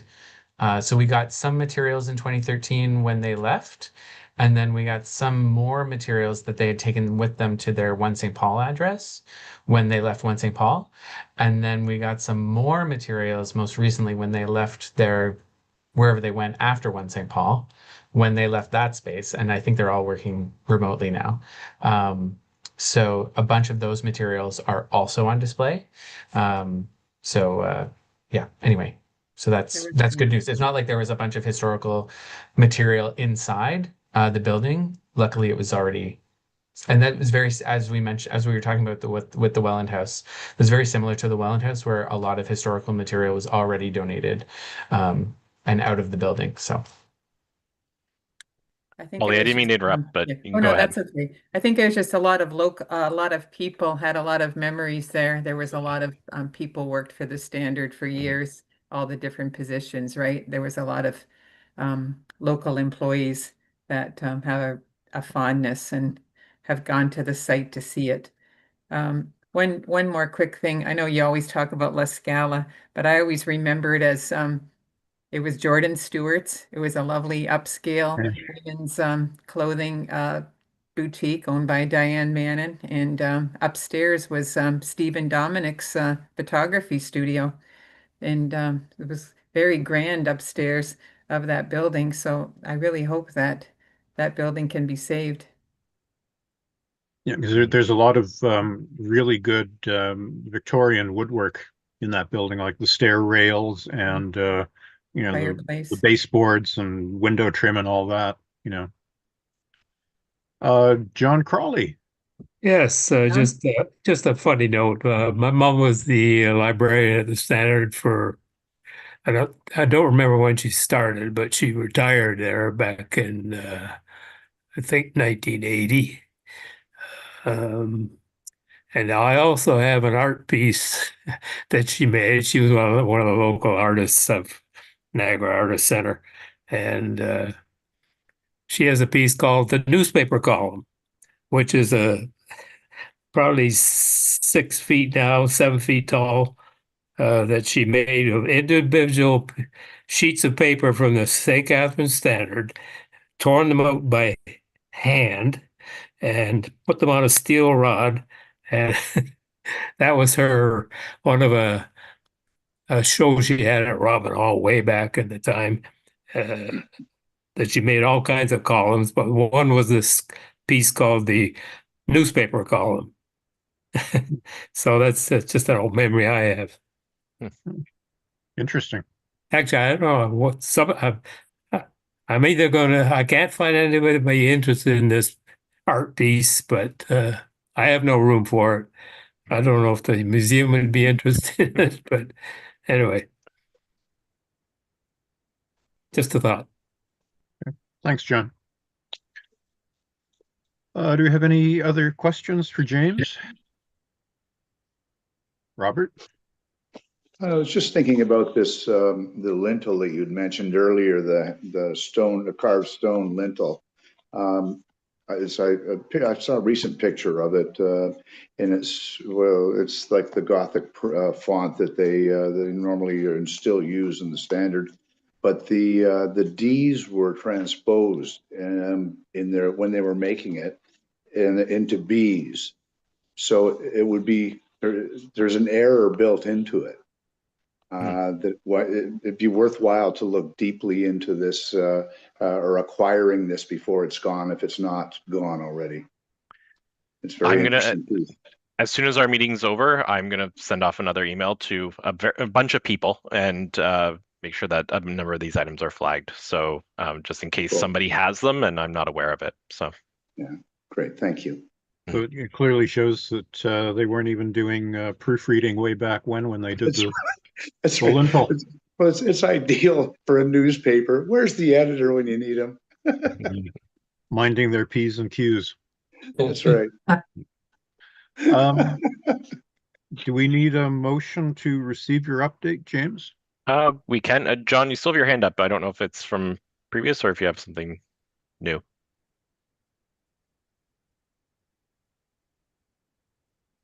No response suggests nothing. If we want to do a motion to receive that information, that works. Could I make that motion? Yes. Just receive. Yeah. So all in favor of that? Okay, done. I guess moving on to Adrian's update on historical services. Hi, everyone. Thanks so much for having me. Nice to see you all. James, do you have my photos? Yes, Handy I do. dandy? Okay, super duper. Thank you. First on the list is just the briefest of updates about the St. Paul West Bridge. Oh, no, it's the Darby. No, are you going to the first one? Yeah, there we go. We're good. So you may have driven over the bridge. That's great. They pushed to get that done in time. You might have noticed as well that the pedestrian access to the bridge is not done yet, and that's okay. So they are working on fabricating the railings to those pedestrian accesses that will look similar to the lattice the lattice railings of the previous bridge. And then when you're driving, so you can see the road behind us in this picture, the interpretive panel that the region commissioned us to work on is going to go on this thing. I forget what this is called, this little wall. And this is so we're looking down Shigluna Street. So this is the pedestrian access for Shigluna Street. And then pictured is Wendy, and I want to call her chief engineer. No, the engineer, supervising engineer, I guess, for the city. And so we were working with Wendy on that. I just want to note that the engineering, both at the city and the region, were really interested and keen to have historical services and planning services contribute to something history, heritage, etc. So it was a really nice example of how heritage can contribute to these types of projects. So that's a good news story. And we were thought of and considered, and people asked us questions, and it was great. So that's a happy story. The next happy story is number 2. Yep, the Ferranti Packard cornerstone. Some of you may remember that the stone has been sitting in that field on the North Service Road for quite a while. It's finally been removed and has been brought to the museum. The stone was an original stone from the actual Packard factory downtown. And when Ferranti Packard moved to the North Service Road, they took that stone with them. And I don't have any photos of it in situ there, but as I'm told from former employees who pushed for this to happen, that it was displayed in a garden of some kind, standing up. So the plan for it is right now it is. You can probably guess that it's super heavy. So it is just outside. It's not going anywhere because it's 1,500 kilograms, which is ridiculously heavy. It's also you can probably tell. So just look at the elevator doors. Those are regular doors. It's over 6 feet wide. It will be incorporated into Discovery Park here at the museum, which I think I've talked about very briefly. Is the last phase of our interpretive plan is all the outside spaces. So it'll get incorporated into the artifact gardens in the new year. So that's really exciting. So just in time for that work. And big thanks to the city for their truck, because we couldn't have done that. Number 3 is here's a photo of the refreshed Darby Cemetery panel. And this was instigated by a neighbor and stakeholder in this particular panel. The previous panel had faded pretty badly, so we were happy to update it into, it's pretty much the same layout, but update it into the font that matches the new font and style that matches the new panels. So that's great. Number 4 is, I don't have a picture to go with it, unfortunately, but you might remember I mentioned very briefly, the Horticultural Society has commissioned an interpretive panel for W.B. Burgoyne and the Rose Garden at Montebello. So they're paying for that, and it will be likely working with the park staff and the landscape architect for the city, Stewart. It'll likely be near the pergola entrance. We're not 100% sure where yet. And that panel is being designed at the moment, and then it'll come to you probably, cross your fingers, mid-January for review, comment, proof, and then it'll go off into the process for production. So that's really exciting. And we were able to find some of the photos that have appeared in Dennis Gannon's column, including W.B. Burgoyne planting the first rose in the garden. So that's exciting. So it'll be a great little addition to that. The next committee-led panel for 2026 is the Zion Baptist Church panel. And I think the staff team will engage the committee on that panel in the new year. The text is pretty much written, but we, as we have just the last time we discussed, there were some considerations of location and also additional material that we might want to add depending on where it where it finally lands. So we'll get some engagement going on that in the new year. And then I know that we were talking at our last in-person meeting about the 2029 task force. There is a ton of work happening behind the scenes, and I wish that I could update you on what that work is. And we're just waiting for just a few more things to align. I might have mentioned, I think that the week that we met, I think, was when the parks part of the city has come back into our department, or they've been brought back together. They used to be one and then they were separated, and Parks is now back in our department. So the majority of the working group that we were putting together of staff to make a lot of these plans move forward are now back in our department, which is a lot easier than, I mean, it's not impossible, but it's a lot easier. So there's a couple of alignment things and there's a little restructuring going on that's like holding things up. There was a couple of things in the budget as well to support this work, and I just don't have the details of that, so I can't speak to it yet. But hopefully, I can update you at the next meeting about the path forward for at least 2026 and 2027. And then the last happiest news, I'm really excited that we are going to be hosting the DSBN Heritage Fair. It's not the first time we've hosted it, and it's kind of on a rotation in the region to different museums and municipalities. But it will be on April 29th, which is just 2 days before the city's 150th anniversary. So it is a very exciting week and something really cool to be happening in that time. So I'm very excited for that. And that's my update. Thank you, Adrian. You're welcome. Do you have any questions for Adrian about his presentation?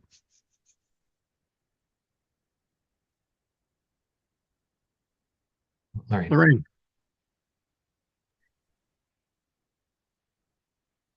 Oh, you're muted, Lorraine. Oh, there we go. Yep. Oh, no, you're muted again. My touchpad is too touchy today. Two questions, and I might have missed this, so I apologize ahead of time. So the location for the Zion Baptist panel, you said, I was surprised when you said, that we were going to be working on in the new year. Do we have a location? You said there's consideration for the location, but that's not decided yet, is it? Or is it? The last discussion that we had about it, we wanted to get it as close to the existing property as possible, but we haven't landed on an actual, coordinates to put the post in. Right. So that's something that may impact, depending on how close we can get to it and what's an appropriate spot for someone to look at the panel, that kind of thing. That may and there were several suggestions, but it just will impact some of the content that goes on to it. Right. If there's other things, like other collateral that we want to include on the panel and that kind of thing. So definitely going forward, almost ready to go. But it's just like if we turn the sign this way, do we want to talk about that building over there too while we're at it? Or do we want to talk a little bit more about the neighborhood while we're at it? It's just little things like that I'll just need some direction on before we move forward. So. Because the lot where it was for sale. I think it's still for sale. James can speak to the property Okay. ownership part, which is where like the crux of the difficulty is in the ownership part. Right.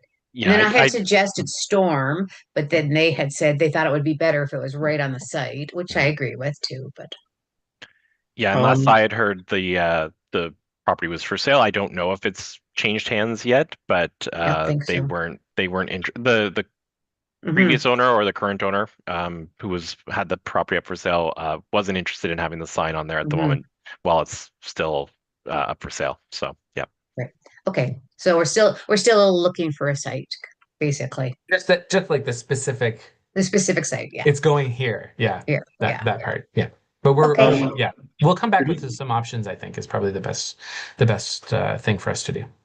Did we not have a discussion at some point that Rochelle Bush and the BME said that they would be willing to temporarily host the plaque until a permanent site is found?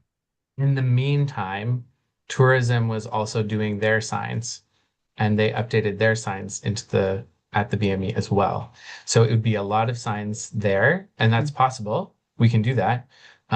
Temporary is very expensive. So I recommend us just picking a permanent spot, because we won't be able to revisit it for many years based on budget. So, yeah, definitely an option, but we might as well just put it somewhere. Yeah.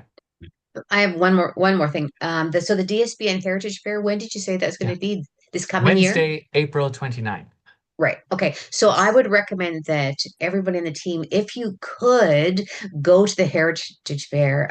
It's amazing. All of these young students doing their research into different heritage sites, and it's just absolutely fascinating to see what these students do. So, so make sure you keep us posted on it, Yeah, Adrian, 'cause- absolutely. We're still working on the details of the day, of course. When they're not presenting, they do programs throughout, but their projects will be viewable. They're going to be presenting in the exhibition galleries. So that's really cool. Yeah. For the students. And then hopefully we'll also be able to keep some of the projects, probably not all of them, but some of them on display for the rest of the week. So we're just working on those finer details, but yeah, absolutely open to the public.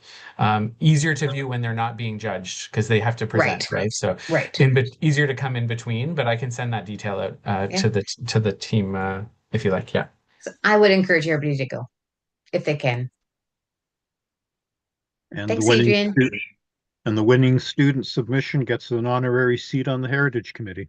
Oh, that would be awesome. If they're from St. Catharines, yes. So do we have any other questions for Adrian? If not, then I guess we should have a motion to receive his updates. Mark, you're making the motion? Okay, and all in favor? Okay, done. Thank you, Adrian. Thank you. I do have to head back to my other meeting that I'm in. And I just want to say a very Merry Christmas and Happy New Year to all of you. And we'll see you in the new year. Thanks. Same to you. Thanks, everybody. Bye. Thanks, Adrian. Bye. Okay, 8.1, 7 Thomas Street, the designation update. Yeah, so through the chair, so we have one property that's going to be coming forward for designation. It's 7 Thomas Street. I believe Lauren passed along the report with all the research and everything that'll be going to council, assuming that the committee today decides to put it forward for designation. It's almost 4:30, so I don't know how much time we want to go through the report and everything, but essentially I'll put it up on the screen so that way everybody knows what property we're speaking to. So here it is. So let me pull up my notes. So essentially this was found to meet numerous criteria under the Ontario Regulation 906. It met the criteria for design and physical value, and essentially it was determined that it was well-preserved Edwardian domestic dwelling with classical revival veranda details, characteristic hip roof with front cross gable, boxed eaves, a broad clapboard siding with scallop detailing, and full width wraparound veranda and balustrade. It's a representative and intact example of a circa 1911 residential construction in St. Catharines, and because of that, it was found to meet that criteria. It was also found to have a high degree of craftsmanship and artistic merit, and this was based on the defined carpentry and trim, carefully proportioned columnar supports and railings, the casement windows, and the openings.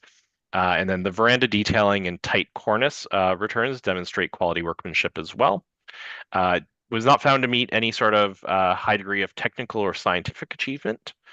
From a historical perspective, though, it did meet the criteria for being associated with the Thomas Adams Estate subdivision, which was an early residential expansion of St. Catharines, and later on it was associated with Albert and Catherine Pay, and Albert was serving as the city clerk for about 2 decades, and he was a notable civic figure in the early 1900s. And it was also associated with Anna and Frederick Burt, who were active in the local church and community life. So it met the criteria there. So now it's met 3 of the 9. So because it needs to meet at least 2. It definitely exceeds the requirements for designation. Then none of the other historical value criteria were met, but from a contextual perspective, it was found that it was important in defining, maintaining, or supporting the character of the area. And that's because largely due to its architecture, and it helped define the cohesive Victorian and Edwardian streetscape of Thomas Street. And similarly, this property is also linked to other period houses that are adjacent to it on either side and in the surrounding area. And as part of the broader Plan 53 subdivision and Pay family related homes that were constructed in this area. So there's a lot of contextual value there as well. So it was found to meet 5 of the 9 criteria, which is great. And we spoke to the homeowner. The homeowner is very enthusiastic about having the property designated. He put in a lot of work over the years. He gave Lauren and I a tour, and I think he gave Andrew a tour as well of the house, and he's done a wonderful job on it. There's some really, really interesting features inside. He has a staircase from a neighboring property that was torn down a while back. He was able to salvage a staircase there, and it's up in the attic, and it's used as part of a 3rd story, essentially like apartment that's up there. And then he also has some stained glass windows inside the house that are from the original YMCA building that he was able to salvage at some point. So that was really interesting as well. Clearly somebody that really cares about the history of this property, and really was excited to see that we were interested in designating.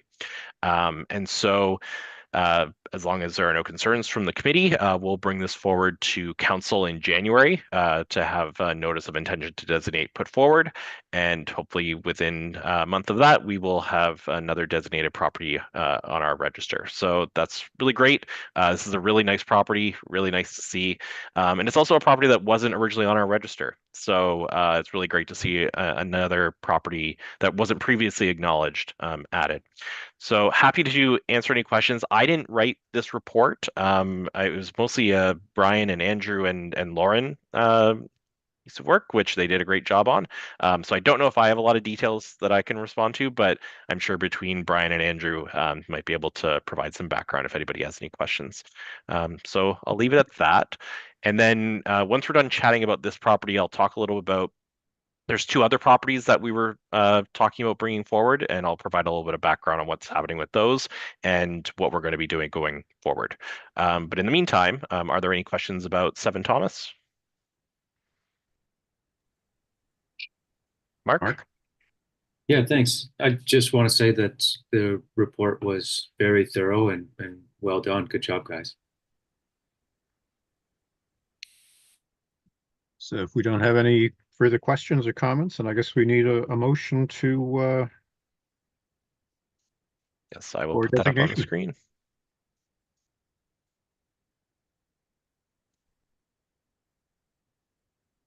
So you can see it here.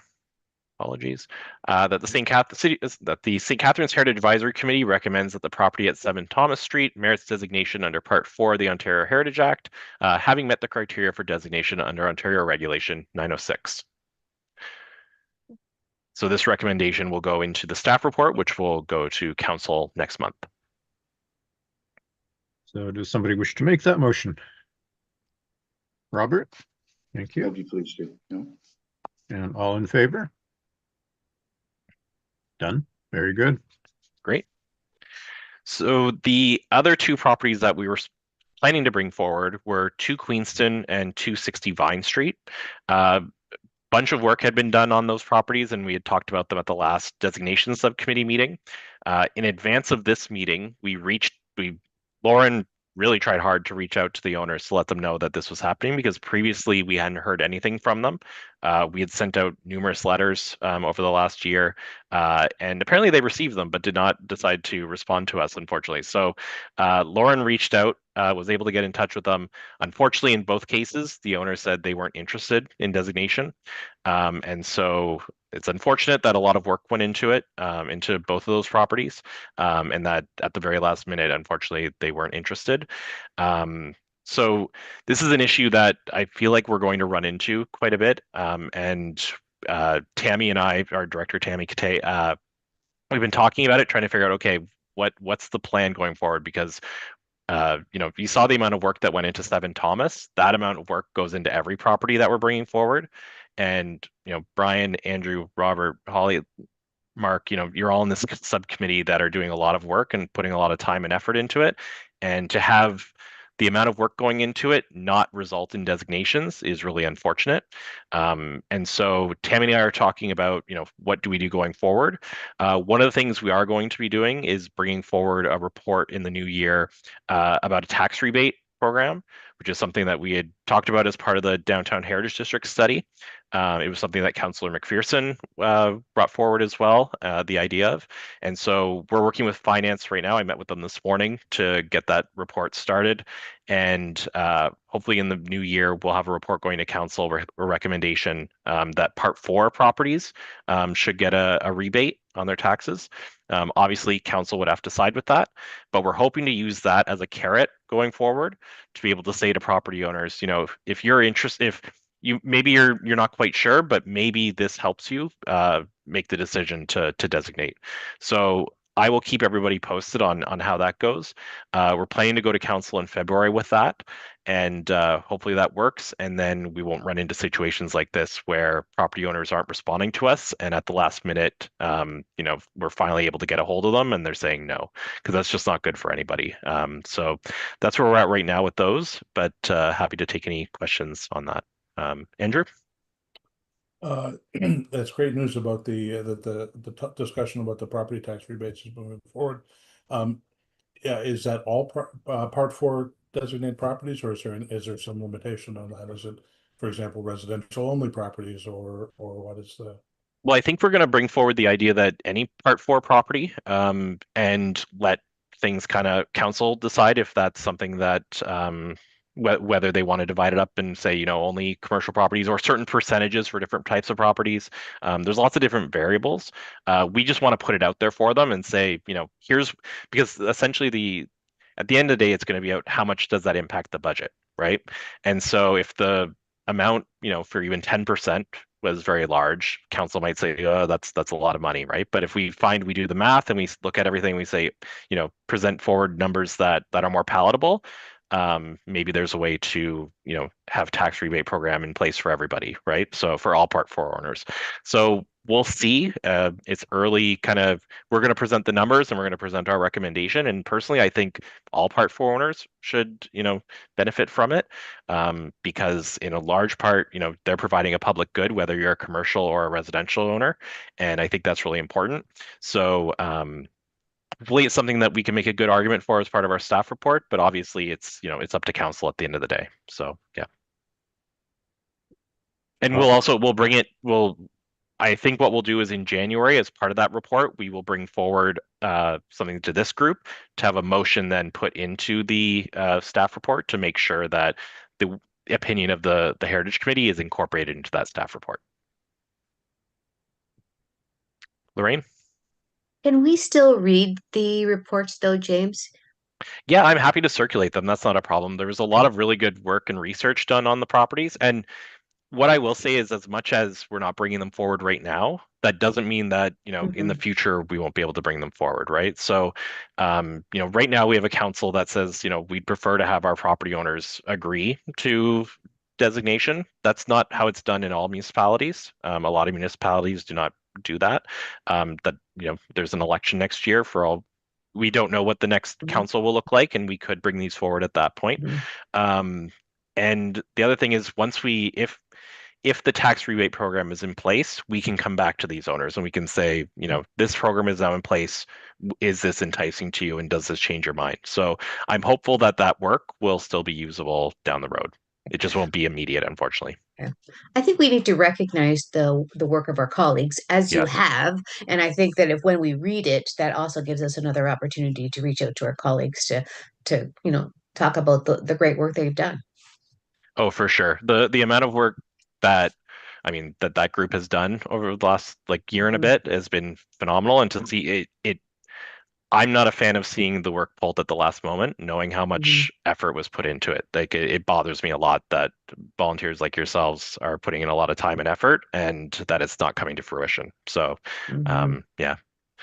Andrew?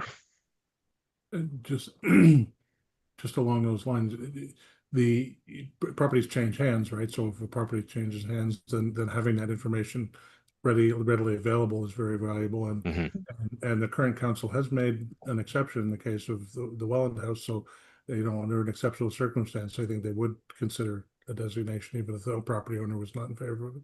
Yeah. But the other thing, just regarding the reports and so on, I think they're worthwhile in and of themselves, because sometimes that's the only documentation is a form of preservation as well. Preserving the knowledge and the information is sometimes the most we can do, and I think it's well worth it anyway, even if it doesn't end up in designation in the short term. That's my thought on it. No, I agree with you, Andrew. And I think the other thing that I always try to remind myself is that even though we're not able to come forward with a designation for those two properties, that doesn't mean they're going anywhere, right? Like we haven't heard anything about, property owners are looking to demolish these properties or anything like that. They're still, as far as I'm aware, lived in and worked in and everything like that. And so a designation doesn't mean that, it means that we lose some control in the event that were to happen, somebody wanted to change their mind and do that. But that doesn't mean on January 1st, we're going to see buildings come down, or those buildings in particular come down. So I try to pull myself back and remind myself of that, because it's easy to, assume the worst, but that isn't always the case. So I feel good about that, at least. The reports that we have been generating, are they? We used to turn some of them over to the special collections room at the library. Are we still doing that? So I don't know if we've been actively doing that over the last year, but it's definitely something that we should be doing. I know that when I worked at ASI, we would often make the recommendation that our staff, or like the reports that we generated, should be put at the library and at museums for local, like wherever local depositories are, right? So I think we should be sharing that information with Adrian and with Kathleen, and sending things over to the library as well. So can definitely do that for sure. I don't know if it's something that Lauren was doing. I'd have to ask her, but I have no issues with doing that. I mean, considering the amount of work that we put into, the researching all these properties, the paper mills and all that stuff, it should be made available. No, I agree for sure. There's just was that, I guess that's it on the designations. Yep, that was it. Yep. Okay. There's just two points that I wanted to raise very quickly. One of them was about the greenhouse in Malcolmson Park, and that's sort of been on our radar since Chloe Richer was here. And I was going past the greenhouse, different times through the summer, and all of a sudden it dawned on me, oh, the glass has been put back in. The building looks like it's been made, weather tight. Can we get any updates on what use is being made for the building? Like, is it going to be a parks run building? Is it going to be for the Malcolmson Park people? And like, when did this glass get put back in? Because as far as I know, the city was saying, no, we're not going to do anything with that building. Yeah, I know when I was doing the heritage planner role, so over a year and a half ago, it's probably actually going back 2 or 3 years, the Friends of Malcolmson Park had reached out because they had interest in the building. And so I know they wanted to use it, but I'm not sure, obviously, if the glass has been reinstated, they've been able to move forward with that, so that's great. I don't know if Lauren has more information on that, but I can touch base with her and see if she knows more about it. But it's always good to see heritage buildings used, and a structure like that, especially that's so unique, to know that the glass has been reinstated and that it's being actively used, I think is really great. Because I think the issue there maybe I know it's a little hidden. It's a little step back from the street, and I believe there's a lot of vegetation in front of it. So the concern on my end always was, if you can't see it, it's very hard for people to know if anything nefarious or bad is going on there. And so, if the glass is in place and if it's being used, then you know that there's eyes on it, and that's always a good thing. So, but I'll check with Lauren to see if she knows more about it. Okay. And then the other thing I wanted to mention is that there's a new book out, in case anybody has an interest in getting a copy. It's actually a very thorough looking book. It's called The Ontario Cottage, subtitled "Perfect of Its Kind," and it's about the 1830s, 1840s period, the Ontario cottage style. It's got properties in it from St. Catharines, some of our Ontario cottage buildings, and various other places, Beamsville, Niagara-on-the-Lake, and so on. And it just came out. So that's a book that you may want to look up and add to your research library. Who wrote it, Brian? Lynn D. Stefano and Dan Schneider. Okay, I know Dan actually. Dan is really great. He used to work at the province. He probably actually was one of the people responsible for helping create the Heritage Act in 2005. He's probably one of the most knowledgeable people in heritage in the province. So I'm sure it's a good book if he wrote it. And it's done by the publisher is Figure One. And I ordered mine through Chapters Indigo, and I think it was about $35 or something, which isn't bad for a quality paperback. It's stitched and everything else, so it'll stand up to the ages. So Well, that was all if that I anybody wanted. needs any last minute Christmas presents, there you go. Yep. So that was all I wanted to bring up. So if there's nothing else, then I guess our next meeting will be the end of January of 2026. Same bat time, same bat station. So I guess we need a motion to adjourn for today or to terminate.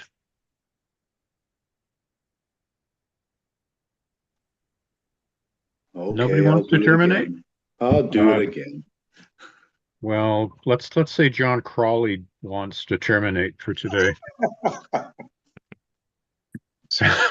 So all in favor? Okay.